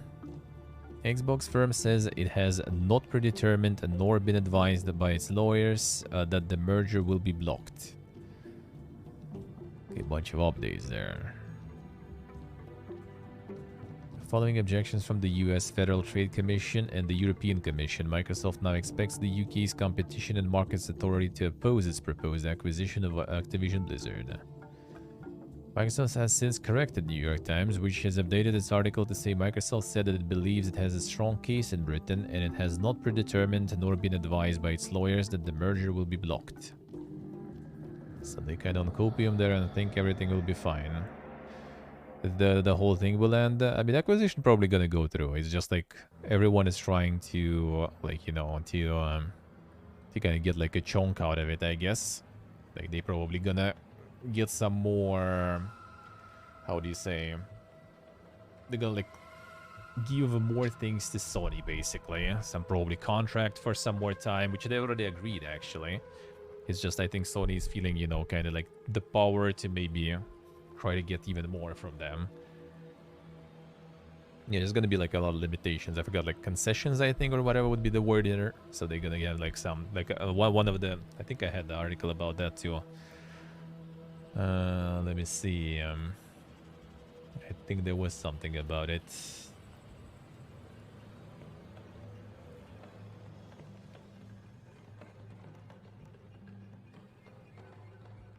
Let me see. Was there? Who was there? Was it part of another article? Oh yeah, this one. Analysts see CMA objection to Activision Blizzard acquisition as a sign deal will go through. Wedbush's Nick McKay and Michael Pachter see provisional finding as a signal that the UK knows it has a losing legal argument. Expect the deal to close by mid-May. Provisional findings. The possible anti-consumer impact. This release as a signal that the UK knows it has a losing legal argument. In our view, the FTC figured this out late last year and rushed to file suit to block the merger in the hopes of being first to extract concessions from Microsoft. Yes, everyone just tries to kind of, you know, like to get some benefits out of this. But technically, no one really can stop it. Blizzard and the CMA reached the same conclusion during its review and accelerated its formal objection to the deal and proposed remedies in order to step in front of FTC and gain bragging rights. The FTC has yet to offer proposed remedies, and the CMA, by listing onerous structural remedies, has positioned itself to be the Dragon Slayer in this action. Instead of splitting up the business, the analysts said they expect Microsoft to agree to a series of behavioral remedies. One such remedy might include keeping Call of Duty available on non-Microsoft platforms for a set number of years, such as the company has already pledged to do. So that's probably just gonna happen since they already offered that. So yeah, they're gonna, like, they would think like there was some proposition to like sell Activision Blizzard, but without Call of Duty and something else. I don't remember exactly what else was there. Don't remember which other franchise was there. But basically, yeah, kind of like Call of Duty is like its own thing, sorta. So they want to force them to kind of remain neutral with Call of Duty. And I mean, Microsoft said already they're ready, so I guess that's just what's gonna happen. They try to trade more out of it, but yeah, I don't think it's gonna work. I don't think it's gonna work because like even like yeah, that doesn't have any like legal basis, like anti-monopoly stuff. But like, bro, like why? I don't. It's not exactly like if they got like the successful game. It doesn't mean that they got like the whole genre or the whole market or something, right? It's just a successful game.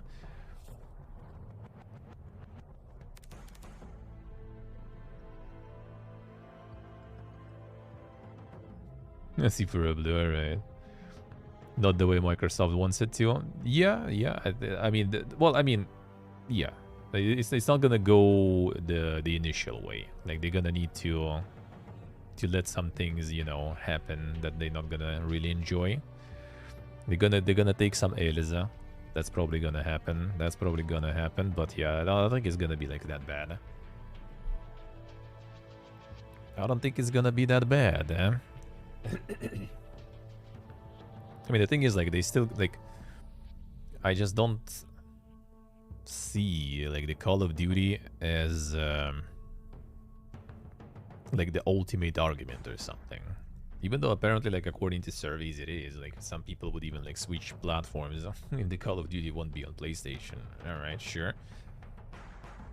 But yeah, kind of, like, I just don't see anymore Microsoft as, like, kind of, like, you know, the console competitor, because like Xbox is just kind of like there, but it's not really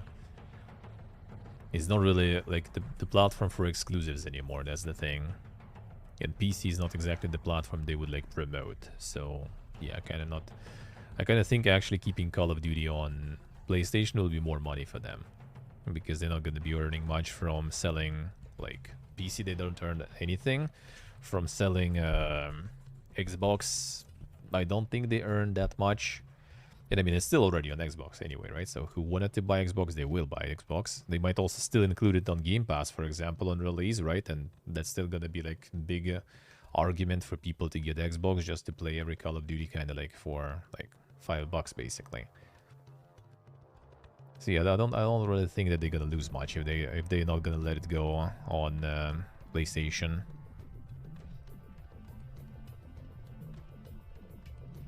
To forfeit sports and news when buying Fox. Yeah, like it could be actually. I don't think they're gonna forfeit completely the Call of Duty, but they probably gonna need to like to sign some sort of like contract that will lock it.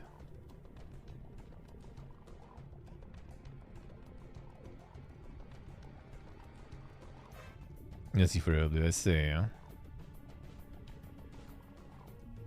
Just playing Warzone now. I would say it's not even like just the fact like Warzone is like it's popular, but I think it's like less popular than what I was expecting it to be. Like I thought Warzone will be kind of like the BR, but then it kind of like went down, like not super, like not as popular as it was, and the second one also. But still, it kind of just, you know, free to play Call of Duty stuff. Here you go and play, no problems.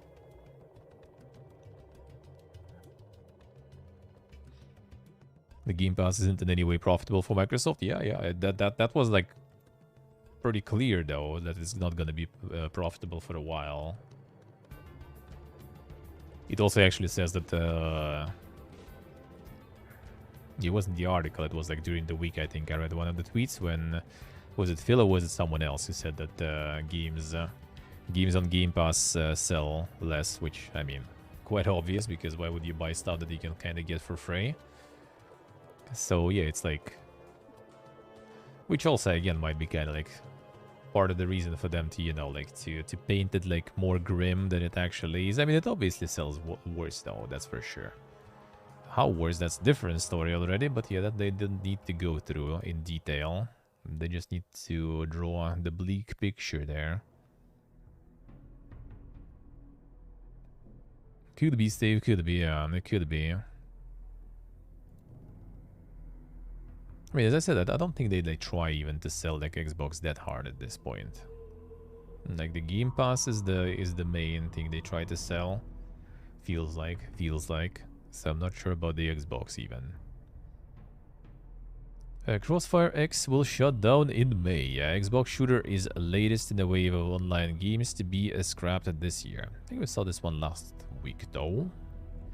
Technically, or not. Actually, maybe not.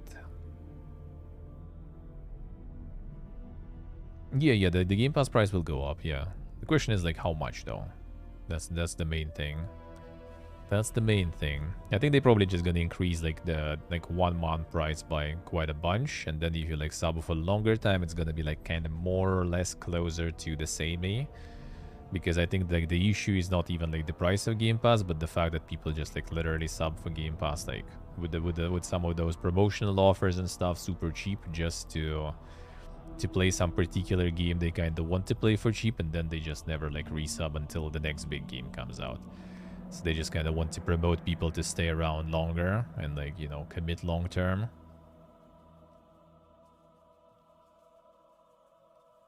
Yeah, string of online live service games scheduled to close continues with Crossfire X, the multiplayer shooter for Xbox One, Xbox Series XS.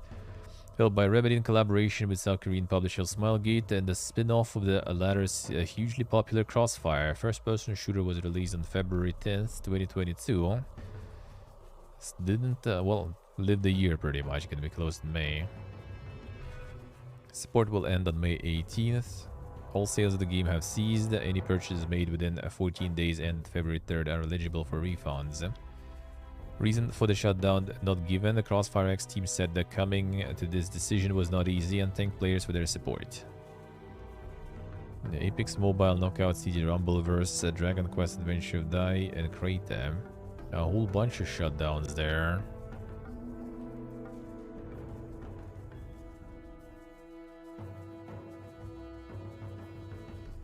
NetEase launches a global remote studio Splice. The new developer staffed with AAA veterans is working on a world-class online gameplay experience for an original IP.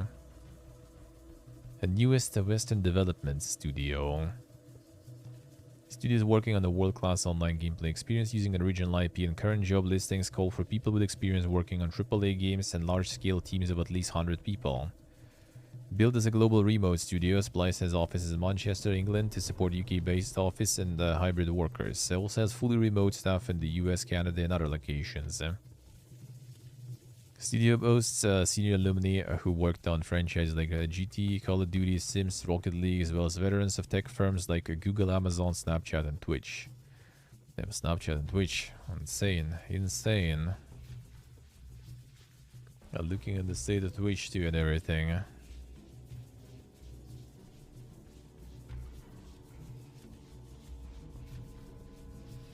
Take-Two misses sales guidance, downgrades forecast again. Zelnick says shortfall isn't on developers as publisher looks to trim expenses without sweeping layoffs. How about you trim the management pay, brother? The revenue 1.41 billion, up 56% year over year, but beneath the forecasted range of 1.43 billion to 1.48 billion. Oh damn, that's like missed a lot, dude. Missed a lot. The bookings 1.38 billion, up 60% year over year, but beneath the forecasted range of 1.41 billion to 1.46 billion. Yeah, again, missed by so much. Net loss 153 million compared to 144 million net profit in the year ago quarter. That's already kind of like in comparison, plus 144 and minus 153. That's, I guess, kind of difference already. Full year revenue forecast 5.24, previously 5.4. Full year net loss forecast 704 million to 721 million. Damn son. Biggest releases for the quarter included the current gen versions of Marvel's Midnight Suns. That one flopped for them completely. PG Tour and New Tales from Borderlands, none of which received sales figures or cracked the company's list of largest revenue contributors. Alright.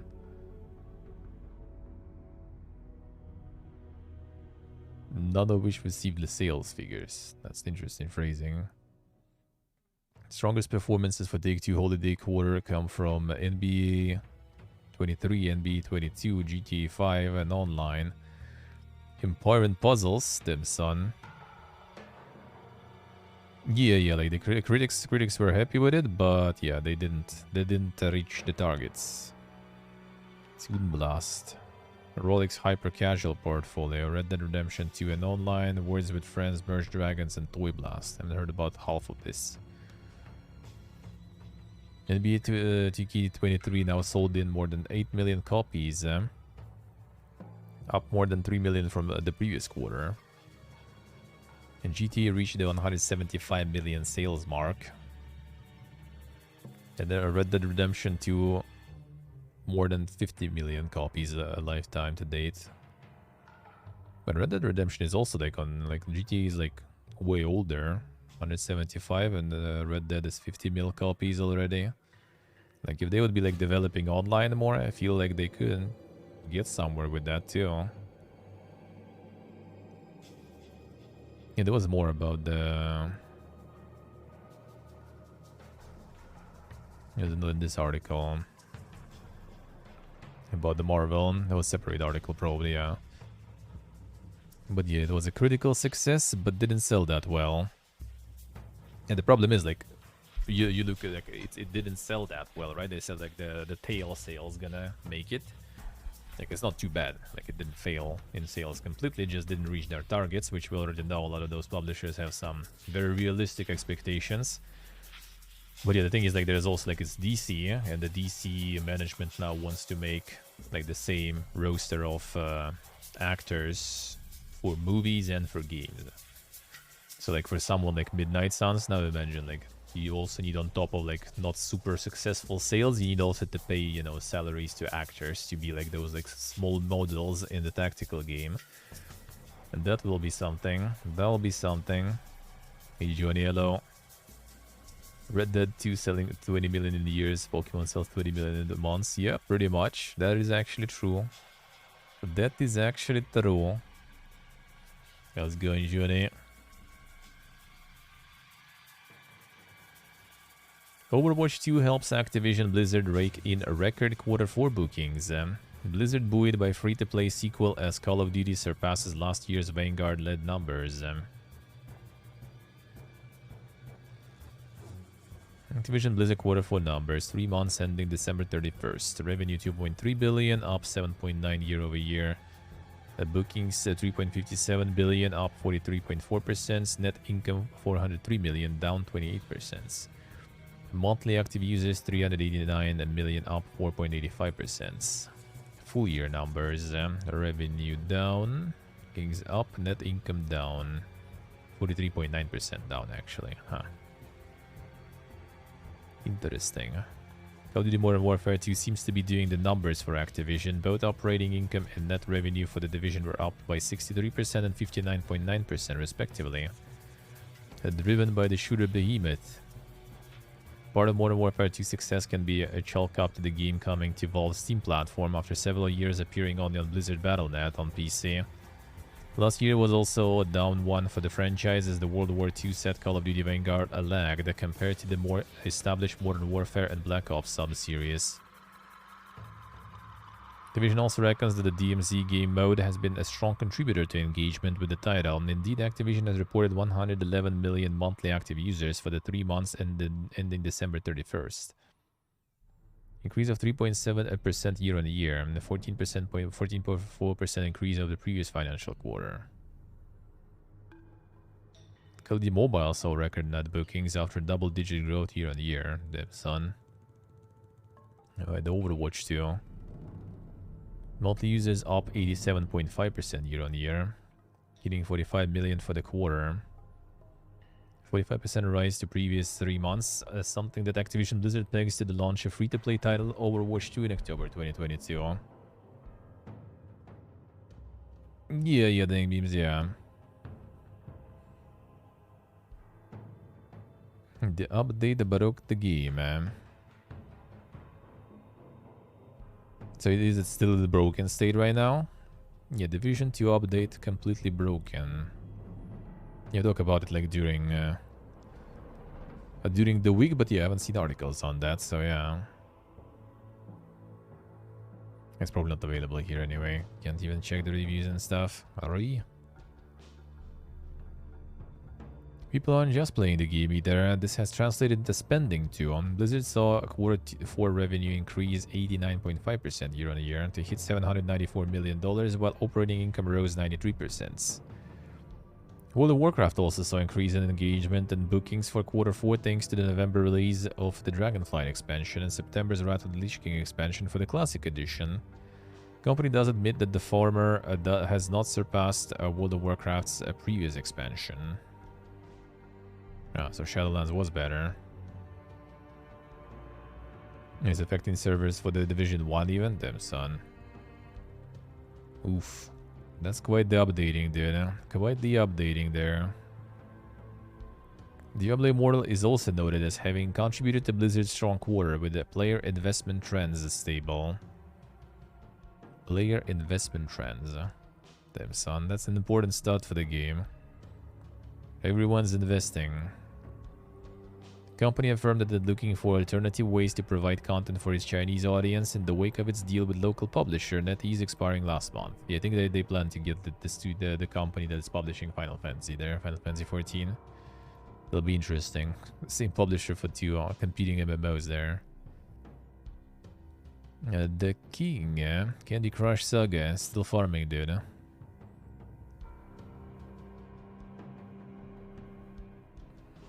$727 million, 6% increase. So it's basically like how much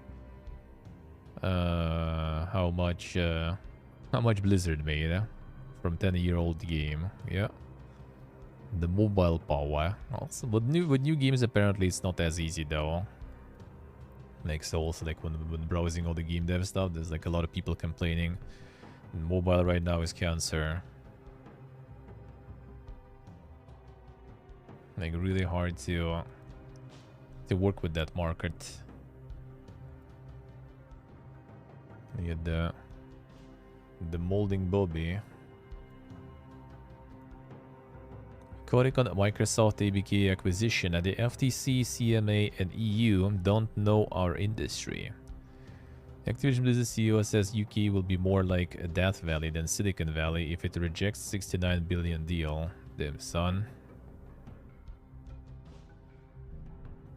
He believes UK regulators should embrace Microsoft's proposed acquisition of his company. Executive was asked about the weak story from the New York Times, which suggested Microsoft's legal team expected the UK's Competition and Markets Authority to oppose the deal.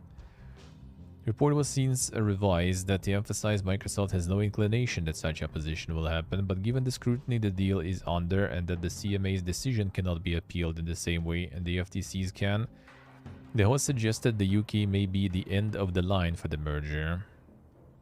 Well, you look at the UK and you think about post-Brexit. UK is probably the first country where you are seeing a recession and the real severe consequences of a recession. Damn son, that's the switch, man. Kotick said in the interview, which you can watch in full below, if you are a UK and you have an incredibly educated workforce with a lot of technical talent, places like Cambridge where the best AI and machine learning is, I would think you would want to embrace a transaction like this where you're going to see job creation opportunity. Really isn't at all about Sony or Microsoft platform, it's really about the future of technology. Key Prime Minister Rishi Sunak has said that they like to be the Silicon Valley of Europe or of the continent, and if deals like this can get through, they are not going to be Silicon Valley, they'll be Death Valley. Damn son. On the subject of regulators, he added, the FTC, CMA, and EU don't know our industry, so they're trying to come up to speed and fully understand the industry better. I don't think they fully understand it's a free-to-play business, that the Japanese and Chinese companies dominate the industry with Sony and Nintendo, who have these huge libraries of intellectual property. I think regulators are a little bit confused as to where competition is today. The best companies in the world right now are companies like Tencent and ByteDance, and these are companies that all have protected markets. We've struggled to enter Japanese market, we can't enter Chinese market without a joint venture partner. And so the competition actually isn't European companies, American companies, it's really those companies in Japan and China. Damn son, the twists, man.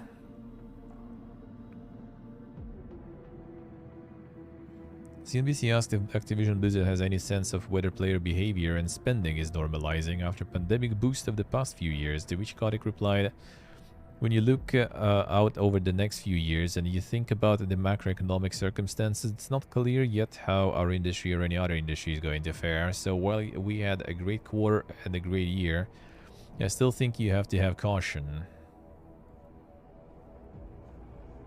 The drama, not just Kodik. Just Bobby. Nothing else. Oh, and intended to increase wages 10% despite lowered forecast. It's important for our long-term growth to secure our workforce, President Shuntaro Furukawa said. According to Reuters, this is in line with recommendations from the Japanese government, with Prime Minister Fumio Kishida advising companies to increase wages alongside inflation. I see what I say. You saw it then. Nintendo shared the information in an earnings call on Tuesday, with President Shuntaro Furukawa saying it's important for our long-term growth to secure our workforce. Financial results shared earlier this week, Nintendo reported net profit down 5.8% year-on-year for the 9 months ended December 31st. Platform holder lowered the full-year forecast, with net profit expected to reach $2.8 billion for the full fiscal year, down 7.5% compared to previous expectations shared in November. But they're still increasing the salaries. Well, I mean, considering they got like the guidelines from Prime Minister, I'm surprised. I'm surprised. Would be surprised if they wouldn't then.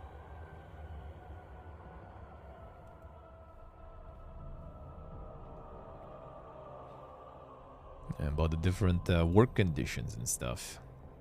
Fingersoft implementing a 6-hour working day. Having trialed it alongside the 4-day week, the Finnish studio settled on shorter working days as it showed more benefits for employees. Interesting. Mobile game studio Fingersoft announced that it will now offer a 6-hour working day option for its employees for 90% of their full salary. The company experimented with the 4-day week and the 6-hour working day 5 days a week throughout 2021 and 2022. About 50% of its workforce of 110 people took part in the experiment, with employees given the choice between the two options and the results surveyed by a third party. In its announcement, Fingersoft said that 6-hour days showed more benefits for employees, which is why it decided to adopt it permanently. Fingersoft CEO Jaco Kilmayo said that the two-part working time experiment we conducted in 2021-2022 proved that there are ways to significantly improve the well-being of employees while the level of productivity remains the same or even increases. The now introduced permanent welfare benefit gives employees the means to better balance their work and free time. In terms of productivity, we have noticed that the better our employees' well-being is, the more valuable his or her work contribution is impact on the atmosphere in our workplaces. But then they will actually have children again. Yeah, we'll see about that. We'll see about that. Well, I mean, it's not like you're gonna travel much when you just have, you know, like less work hours, and that's the thing. Like, it depends on the person, I feel.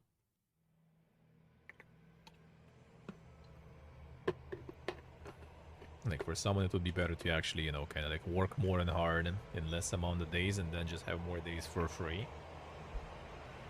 Like, I have friends who prefer to work like this. I kind of like, we prefer this myself, to be honest, but that kind of doesn't work like with streaming like this.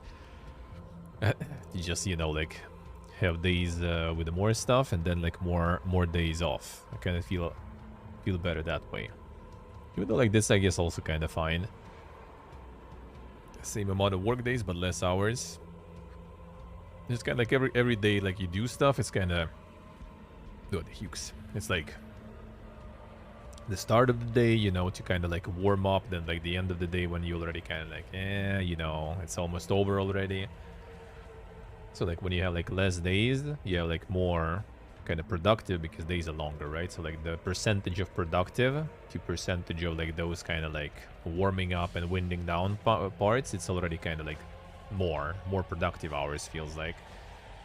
And then we go like more days, but you have shorter days, then like percentage of like the actual, you know, productive work will be lower, in my opinion. But I mean, it's all really personal, in my opinion.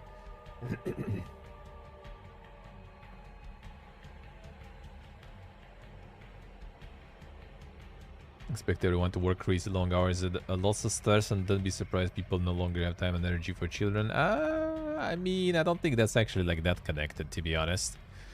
Like, I know people who like have all the time in the world, and they are not really, you know, planning anything. And at the same time, I know people who work like fucking crazy, and they have like army of children, for example. So yeah, I don't. Yeah, first of all, it's money. Second of all, it's like your interests and everything. So yeah, like I have a friend who works like literally now like 3 or 4 hours per day most of the time. Yeah, he's not. Yeah, he's not planning to spend that time on making children or something. Spending that time on playing more games and everything, for example. So yeah, he's fine. He's fine with that. He has like, you know, like the girlfriend that is like coming and going whenever you know it's time. Got a call. Gonna fulfill the needs. Let's meet up. And that's the way he wants to keep it, you know. That's pretty much it. So yeah, the time and stress like was always the case. I feel. Like when I was a kid, also there was like, you know, with 90s here and everything. I was way more stress, way more time wasted by people, and way less money actually too. To be honest, I was way less. So you kind of can't really like. It's the multifaceted thing. Like I don't think it's just about the time and everything. You know, the time is also important, of course, but yeah, I don't think that's particularly the main reason. The main reason. I'm not sure. I mean, it will help for sure, though. That is true. If they will be home more, it will help to decide, and it will help also the kids to feel, you know, proper family when parents don't work crazy hours. But overall, yeah, I don't think that's the main thing.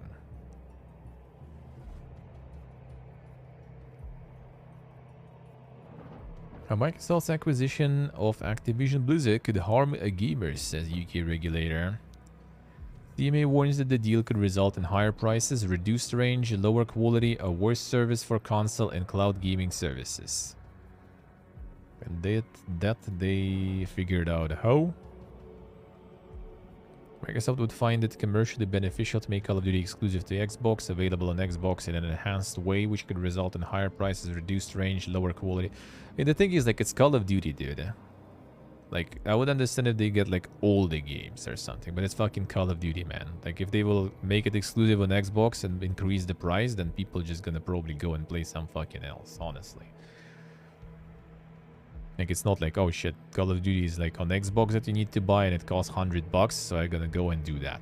I mean, there will be some people like that, but most of the people will just like move on to something else and just gonna open opportunity to like make some other games in the similar genre and just farm the audience. Because like Call of Duty, outside of like the name, like it's like, I mean, I don't really follow, right? But I don't think there's like some sort of like insane like lore going through all the games and stuff, right? Like it's not like some sort of franchise that is like going year into year with like the same stuff. Like I think there's like kind of sub stories. I think Modern Warfare and stuff is like independent things basically. Locking emission and Hogwarts on the PS5 is totally okay. Yeah. Yeah, like no one is looking at like other practices with like Nintendo or PlayStation, for example. Like no one looks into that. You know, that's, well, I mean, yeah, because they're not trying to acquire anything yet, I guess, that big. So no one looks into that, and no one, I guess, like, that doesn't exist. We haven't seen that. Yeah, I mean, it's all like the corporate stuff, like, not gonna, you know, protect any corp. I find it all kind of shit, all those acquisitions and stuff, but, like, out of everything, this one is kind of, like, you know, not the worst, at least. And they all kind of shit, let's put it that way. But yeah, it's also kind of PP again. Like lower quality, worse service. Like if the game will get worse, like people just not gonna be buying it. It's not like they like by getting Call of Duty, they just like, you know, get all the gaming under their control. Nah, like the, you know, the economy laws are still working. Like if there will be no decent quality product for decent price, people just move on somewhere else.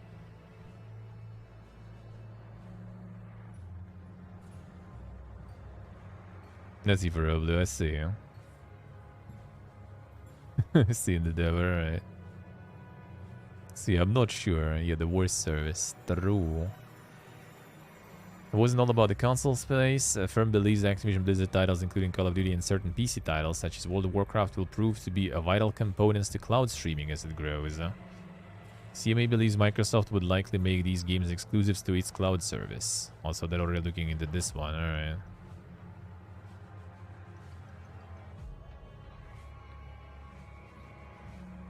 Let's see for Blue, let's see. Feel the same. Well, I mean, like I could make some mistakes like that. Not gonna lie, But I mean, nowadays when you type stuff like this, there's all these like the plugins and stuff that help you with that. So unless you're really in a rush to type something like that, maybe. And it's also like, from what I figured, the game industry is like the UK based, you know, website. So it should be their mother's language after all. But I can be PPG in Russian too, to be honest, not gonna lie. Sometimes, especially now that I don't really use it that much, I notice that I becoming more PPG with it. Feels bad, man. I need to get some refreshers, man. It just kind of like some autofilling and everything sometimes goes weird in my head. Like I used to like some of the things I used to just automatically process in my head without even thinking about it, and now when I just automatically type stuff, I can like type something not really right. Then notice it and be like, oh shit, Piega. Why did they write it that way? But yeah, I mean, I kind of get that point for sure. Like the single player and multiplayer separately, that makes sense. I'm not sure which one is like the more powerful, you know, player base though. I am multiplayer technically should be, but multiplayer now is in Warzone, I guess mostly.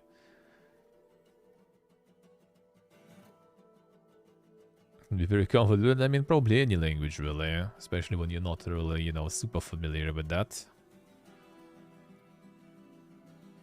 Microsoft already made an offer to Sony, Steam, and Nintendo about Call of Duty. CMA said it would consider. Statement Microsoft's corporate VP and Deputy General Counsel Rima Laile said, we are committed to offering effective and easily enforceable solutions that address the CMA's concern. Our commitment to grant a long-term 100% equal access to Call of Duty to Sony, Nintendo, Steam, and other preserves the deal's benefits to gamers and developers and increase competition in the market. 75% of respondents to the CMA's public consultation agree that this deal is good for competition in UK gaming. When we say equal, we mean equal. 10 years of parity on content, on pricing, on features, on quality, on playability. 10 years? I mean, I don't know. I feel like for Call of Duty, 10 years is like it's enough, man. Like, I doubt it's gonna last, like, you know, all that time. I mean, if it will be, I will be impressed, but, like, at some point it will fall. It's inevitable, man. People will have enough one day. Surely. I still don't see the appeal that much, honestly. Like, I'm gonna admit to you. Like, I played a long time ago, though, but yeah, like, I guess it's just not my type. I don't understand. Ex-Ubisoft devs lead Krafton's new AAA studio in Montreal. Team aims to grow to 150 people in 3 years. Debut will be based on Korean fantasy novel The Bird That Drinks Tears. Well, Ubisoft leaking talent now, completely. 12 staff, the team hopes to grow to 150 people within the next 3 years, adding another AAA studio to the already competitive Montreal development scene. Benoit Frappier previously worked on Rainbow Six, Far Cry, and Watch Dogs. Project manager Kate Lee helped launch PUBG on console and has already been working on concept trailers. Technology director Martin Paradis, who credits include Gotham Knights and the various Assassin's Creed and Prince of Persia titles. Frederic Duroc, who has worked on Far Cry, Rainbow Six, Prince of Persia. Peter Jackson's King Kong. Art director Kwang Jae-son, who has over 20 years of experience in concept art and art direction.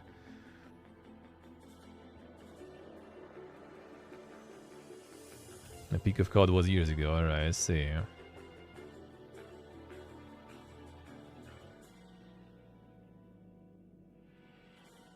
The pig looks AI generated. Yeah, is it? It's kind of like the collage of pictures, I guess. I mean, it could be actually. No, it's probably just like professionally, you know, like photoshopped by the publishers to do the announcement. Like, look at the talent we got. Look at the talent we got from Ubisoft. Yeah, putting like Gotham Knights in your resume, like, you know, wouldn't be something you would be like very loud about, to be honest. To be honest.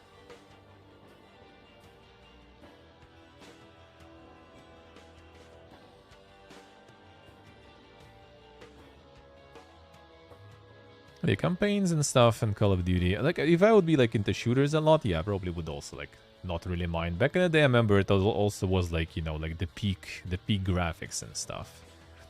Now, the one I played was good. I don't remember which one was that. Was it the one with Stalingrad, the fight? I remember that one, the World War II one. That one was good, but yeah, I kind of like ended up not really playing that many shooters. But like I remember like the first Modern Warfares and stuff when we were dropping and everyone was talking about them because, you know, like the graphics and stuff. Yes, they kinda. It's kind of over-polished. Well, I mean, yeah, as I said, there was probably some announcement for press by publishers, so they just like, you know, got some editors and everything. Professional photo, professional editing. Boom. Krafton sees a full year sales profit dip. In the wake of disappointments, the Callisto Protocol publisher will impose more oversight over its development studio's work. Rip that one. The people that will change in 5 months. The thing, like, with people, like, I don't know, like, we kind of followed the news for a while, right? Like, on a weekly basis for, like, 4 years at this point. Like, yeah, 4 years for sure, at least. And, like, faces? Like, will I recognize a lot of faces? Not really. Will I recognize a lot of names? Not really. So, like, you show some faces, and I don't know, maybe, like, I don't know how deep you need to be in the industry to see, like, oh, this is, like, this dude who worked in Gotham Knight or something, right? I'm not sure.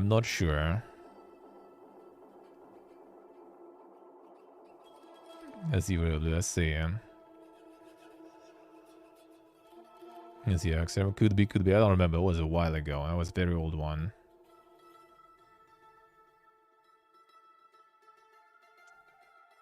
It should be like something about the studio and maybe like some info or like teaser of your like project or something. Because people, yeah, unless you like show like, you know, I don't know, Kojimbo or something, then yeah, sure. Like that's gonna be recognizable. Someone else? Rarely. Like, unless it's someone like someone iconic in the industry, I'm not sure if it's really like cutting it. I think even like people who probably like super like pro in the industry, they probably wouldn't recognize someone like some dude that like working on like Assassin's Creed for years. They probably wouldn't really recognize, you know.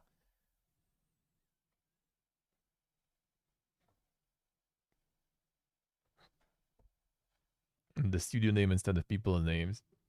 No, the Hugh. Yep, that's true.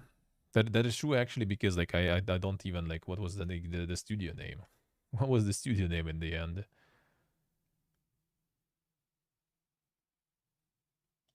Like even like from the now Crafton is a publisher. Oh, there's no even name, seems like, I guess. First Canadian. Oh, Crafton in Montreal. All right. I see. I guess that's why they didn't really like go for it, because like not some sort of like the specific standalone studio. I guess it's just kind of like the department of theirs. But that's why. All right. Would know about 10 people at most in the gaming industry. Yeah, I mean, even like looking at like through the news and seeing the names, like I can recognize some and everything, but like would be hard probably. There would be some like, you know, like the Zelnik, for example, like the Charles Zelnik I can recognize, right? Some like CEOs and stuff of the companies or like something like this I can recognize somehow. But yeah, if it's like some, oh, this is like the creative lead on some particular game.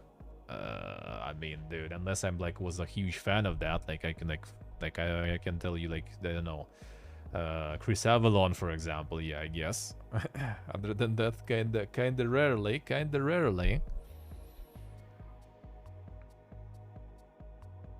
Alright, year sales down. Year profit. That's like not even like that crazy much.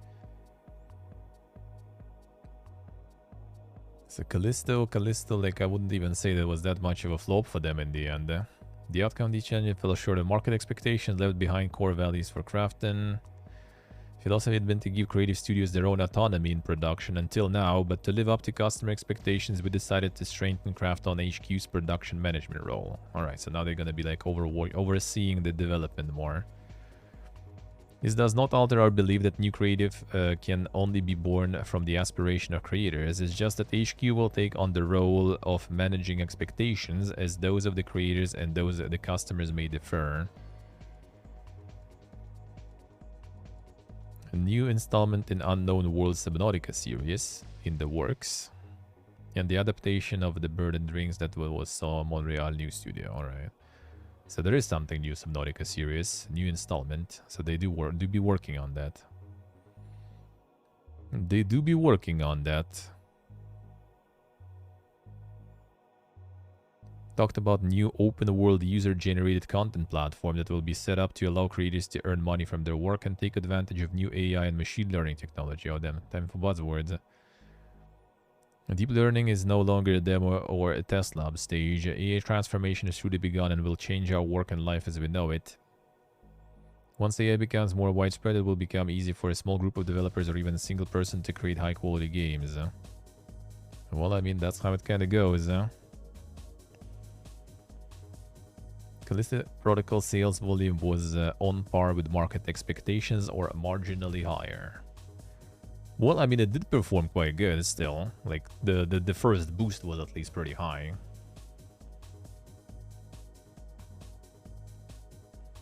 Yeah, better rig than I thought, yeah. Those guys crunch for quadruple A games, yeah. With Subnautica, I mean, they publish it, though. Probably on the new ones, though. Well, actually, it's probably better to do through this. I don't know what all this. I even like show these at here. Whatever. It's just the first one might still be kind of self-published. Maybe they didn't add themselves to the first one. Yeah, well, we still can do this. Yeah, Moonbreaker, I think already published by Krafton, wasn't it? Yeah. Moonbreaker's actually changed to mostly positive now, them son, but they missed like so much hype on the start with this.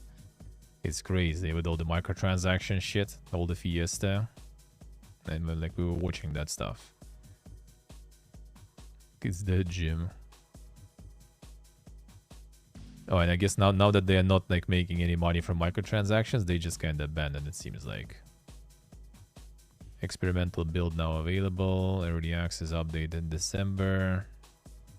I mean, they do something still. Story hotfix, story update, business model changes. Yeah, that's where they kind of removed all this like crazy monetizing stuff. I mean, it wasn't a lot of updates, but yeah, it seems like they maybe just kind of like flushed it now.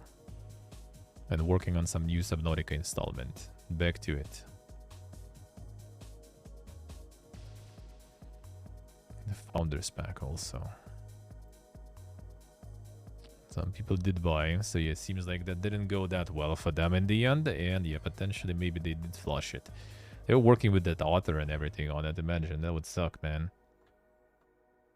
Nice, Booch, nice.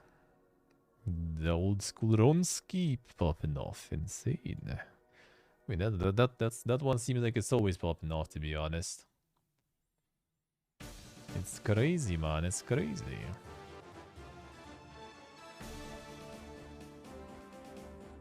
Alright, let's get the recap of this stuff.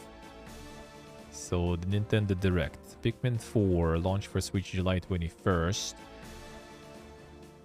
New release date for Advance Wars 1+2 Reboot Camp. April 21st. It was delayed because of the war shit going on. For a year. Yeah, I guess another studio that's already tired of waiting when it will be over. We're all tired, dude. But then they decided already time to release. Whatever, we can't wait more. Range of Game Boy and Game Boy Color games now available. Nintendo Online Switch subscribers. Switch Online Plus Expansion Pass subscribers also get access to Game Boy Advance. Alright, I see. Remaster Metroid Prime already dropped. Samba de Amigo, a Party Central, the first sequel to 1999, a Dreamcast title. Capcom will release and remastered a Ghost Trick Phantom Detective this summer, reviving the acclaimed DS game. The remasters, alright. New Professor Layton game, Professor Layton in the New World of Steam, was confirmed to be in development and is due for release this year. Layton developers Level 5 also showed off a new sci-fi RPG, Decapolis, which will also launch before the end of 2023. Also be new entry in Level 5's Fantasy Life series, The Girl Who Steals Time. Bayonetta Origins, Cereza and the Lost Demon, the Alice in the Wonderland themed prequel to Platinum Games' hit action series, was dated for March 17th. New narrative adventure by Don't Know the Harmony, The Fall of Reverie, was announced and will launch this year. A Lawless Mickey Mouse platformer, Disney Illusion Island, will launch on July 28th. Bandai Namco remastering another Katamari title, with a Beloved Katamari, a reroll plus a Royal Reverie, due to on June 2nd. First three Entry and Odyssey games are coming to Switch on June 1st, will be available individually or as part of the Entry and Odyssey Origins collection. A demo for Kirby's Return to Dreamland DX launches on February 24. First two Abbott & Kaita's games getting the HD remaster treatment will launch this summer. Other title showcase included the Octopath Traveler, Dead Cells Return to Castlevania DLC. That Cells like pumping everywhere. Kinda Jody, kinda, yeah. Tron Identity, alright, this we'll see what this is gonna be about. I remember this one. There was something disappointing about that shit, wasn't it? As in genre or something. Omega Strike, Sea of Stars, Fashion Dream. Visual novel, yeah, I remember now, yeah. Remember, something was off there. I got a bit excited first, but then something was off. Then they also gave details on the 4 games that will receive DLC via an expansion pass in the coming year. Mario Kart again, boosters. Expansion pass in Splatoon. Second wave of DLC for the recently released Fire Emblem Engage. Second wave of DLC. Volume 3 of Xenoblade Chronicles expansion pass will launch on February 15th.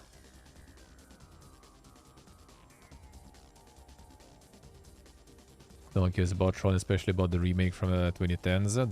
They tried to pump it though. I'm not sure.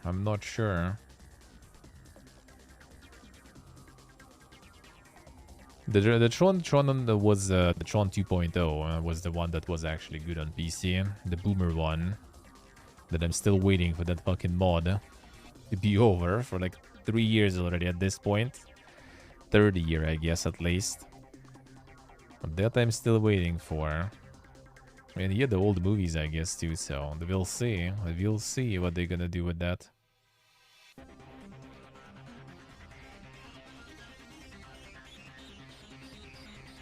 There was another game after that, too, though. Was it like Tron 3 or whatever? That one also wasn't that crazy, you know? The next one hits record revenue in 2022, but net income down 11%. Company had a net loss of 60 million during quarter 4. A revenue 2.69 billion, up 28.9%. Net income 663 million, down. Quarter 4 lost 60 million, then son. Tron World was really was ass. I see. Well, I mean, maybe they still kind. I mean, it's kind of nice then they still try to do something about it, even though it kind of sucked and stuff.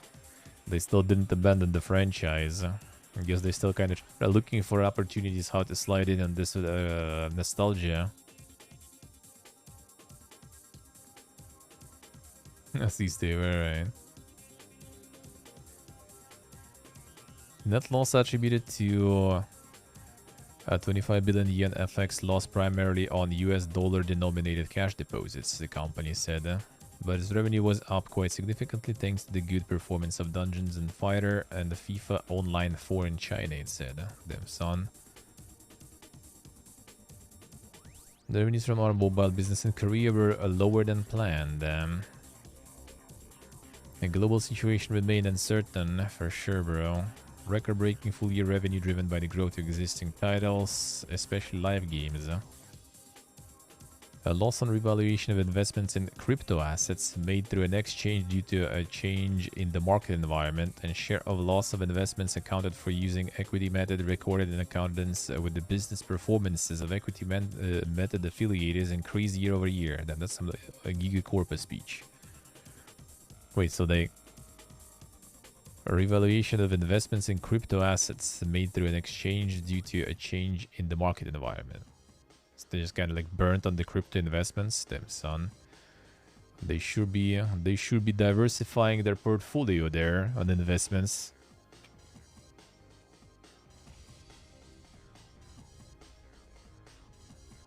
Oh, the bike minigame? Yeah, like it's always the bike from the throne.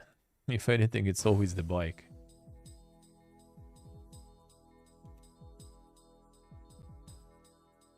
It is always the bike, man. PS5 sales surge in January, but game sales fall. The absence of a new Pokemon game hurts year-on-year comparisons. Damn son, give us more Pokemon, we can compare. FIFA 23, GTA 5, it's digital plus physical now. Dude, when you add digital, GTA is even higher. Like, what the fuck, man? Why people are still buying it? Like, come on, man. It's like the new, you know, new person is born in the world. The time to buy GTA for them or something. I don't know. Every time.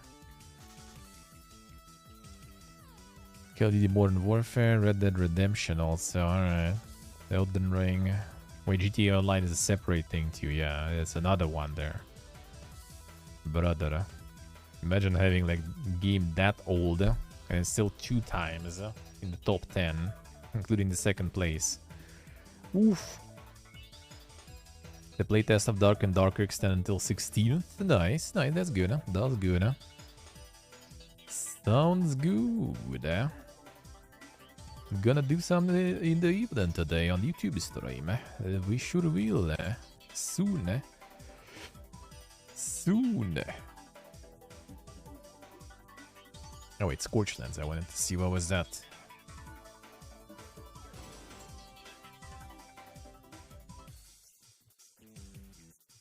Scorchlands has a demo too even. It's out already. Positivo. 100% positive. Gears of the economy are wild with magic. Build colonies, connect them with lasers, discover new tech and terraform a hostile... Oh yeah, I remember, I think, terraformation and stuff there. Enchanted items will be useful when encountering monsters, but magic tools are not just flashy weapons. They are fuel which makes wealth and resources flow. Yeah, I remember I saw this one. Early access. Very good reviews. Interesting. Interesting. With Driftland, the package.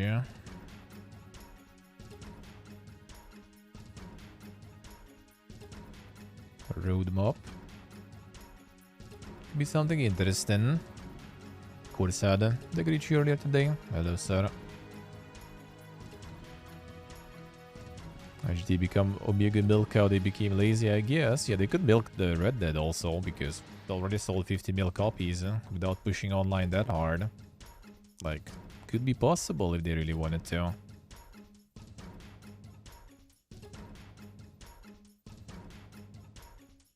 Casual city builder based on a lot of logistic management. Alright.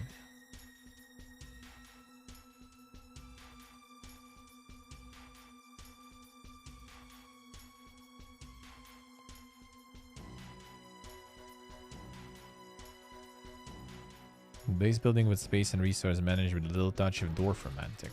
Interesting, alright. Nice, Steve, nice. Sounds good, sounds good.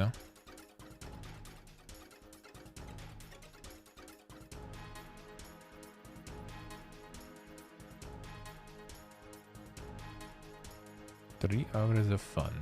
And so this somewhat reviews kind of feel, some of them at least feel kind of, I don't know. After watching all those asset flips before, they kind of familiar in a way, even though this is not, I think, from the Russian boys this time, who usually do that stuff. It's kind of like Dwarf Romantic a little bit there with some resources. Interesting. Could be interesting to follow. Could be interesting to follow. We'll see. Alright, alright.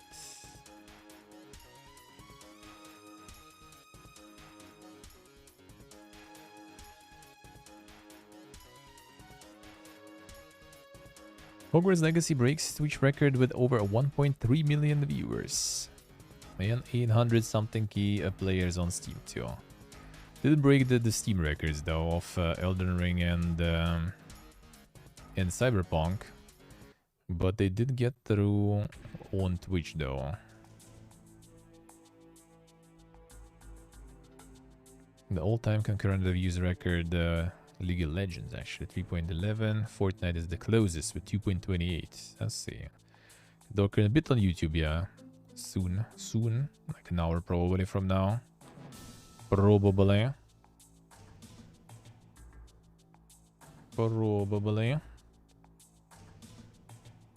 Alright, this one. EA Originals, we're moving away from niche. EA's indie games label is now publishing AAA games from major teams. So what does that mean for smaller titles? So what exactly does that even mean? Like, why don't publish as EA then? Like, what's the point, dude? He probably hopes we'll open this article by talking about It Takes Two. The biggest game from EA's ever-growing indie label, EA Originals, picked up numerous awards, has surpassed 10 million sales worldwide. Is that guy? Well, I guess it's like the EA Originals dude or something. Someone. I guess we'll see. But we'd much rather talk about Knockout City, an altogether different EA Originals title created by Velen Studios. Well, the story of that game and online dodgeball titles ever since EA and Velen announced their partnership back in 2019. Knockout City was revealed during Nintendo Direct and PlayStation State of Play in early 2021 and was launched to much fanfare and plenty of positive reviews a few months later. But it struggled, and after a few months, Velen realized that Knockout City needed to be a free-to-play game. This was a problem. The partnership Velen had with EA simply did not work if the game didn't carry an upfront fee. If you are hoping for drama, you'll be disappointed. Although EA had never encountered a situation like this before, the publisher simply worked out a way to tear up the agreement and hand the publishing duties to Velen.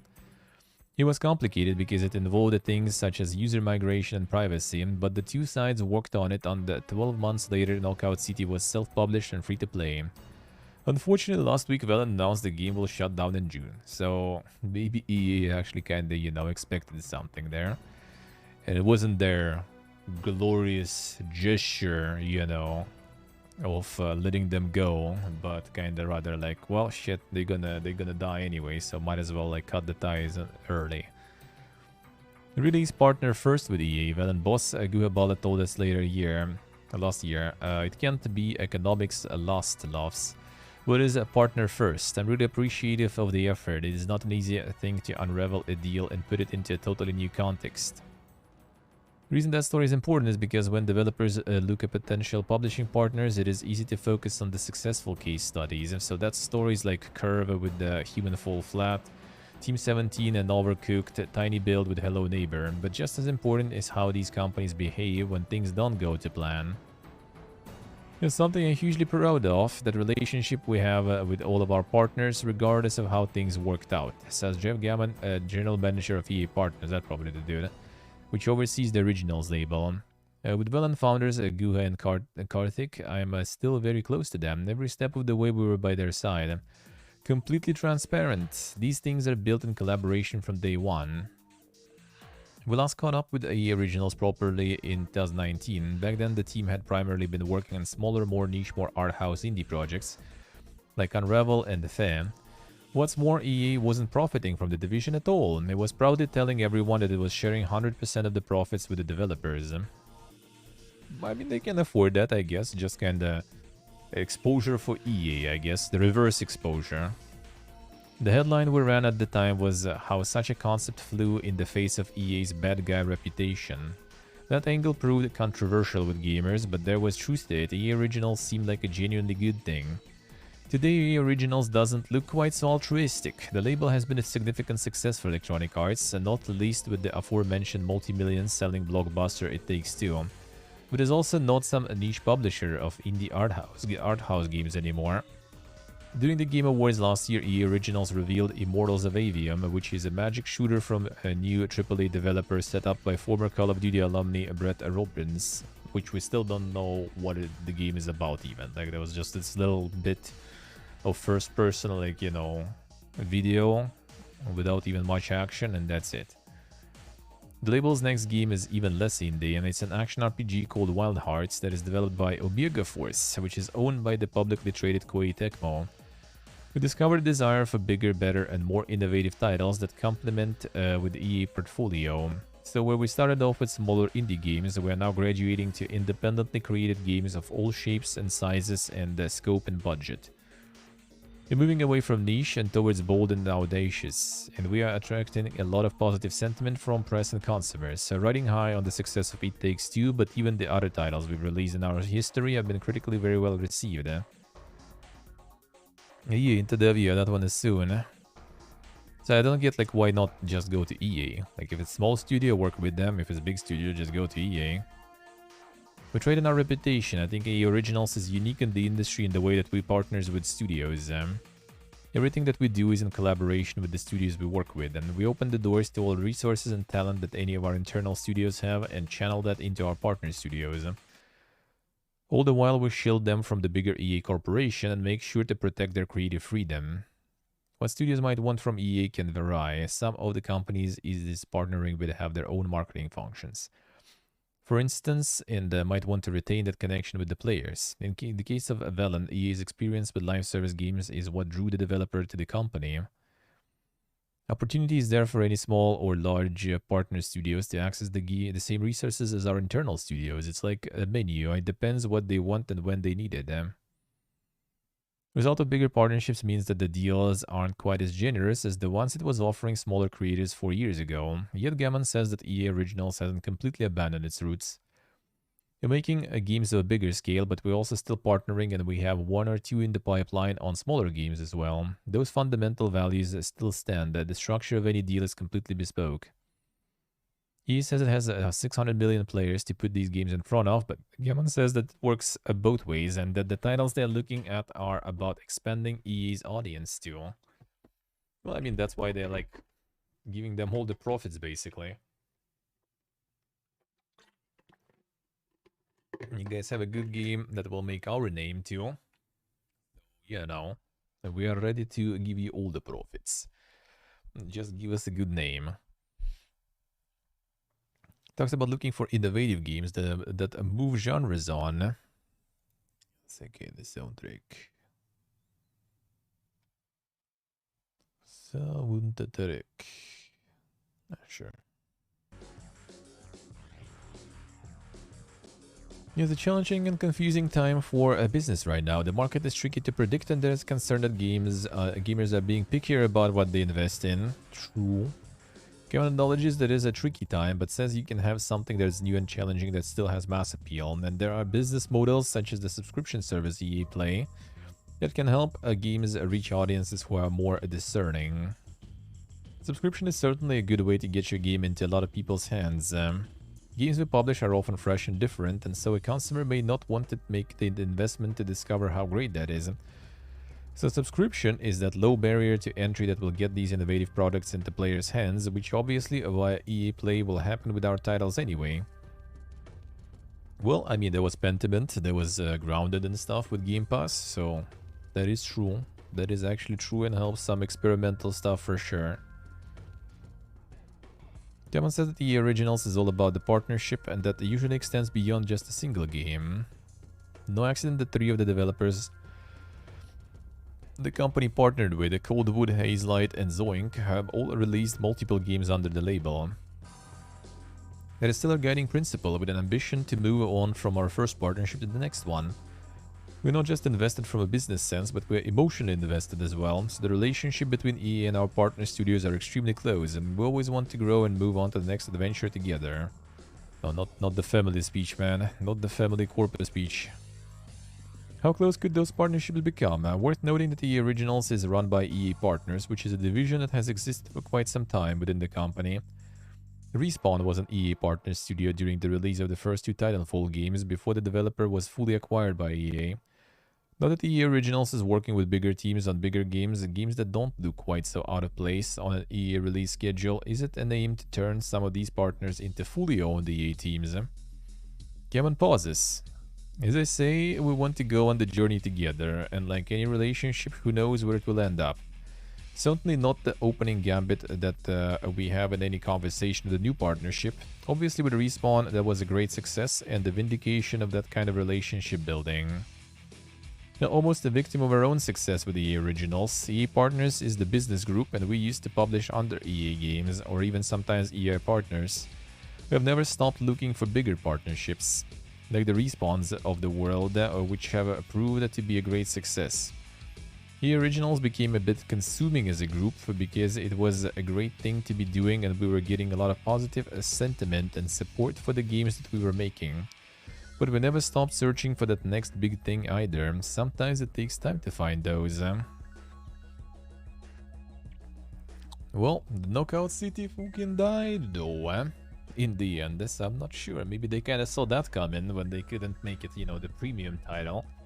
And they already saw that that one is sinking slowly. Maybe it's time to cut the rope, man, so we don't all sink together.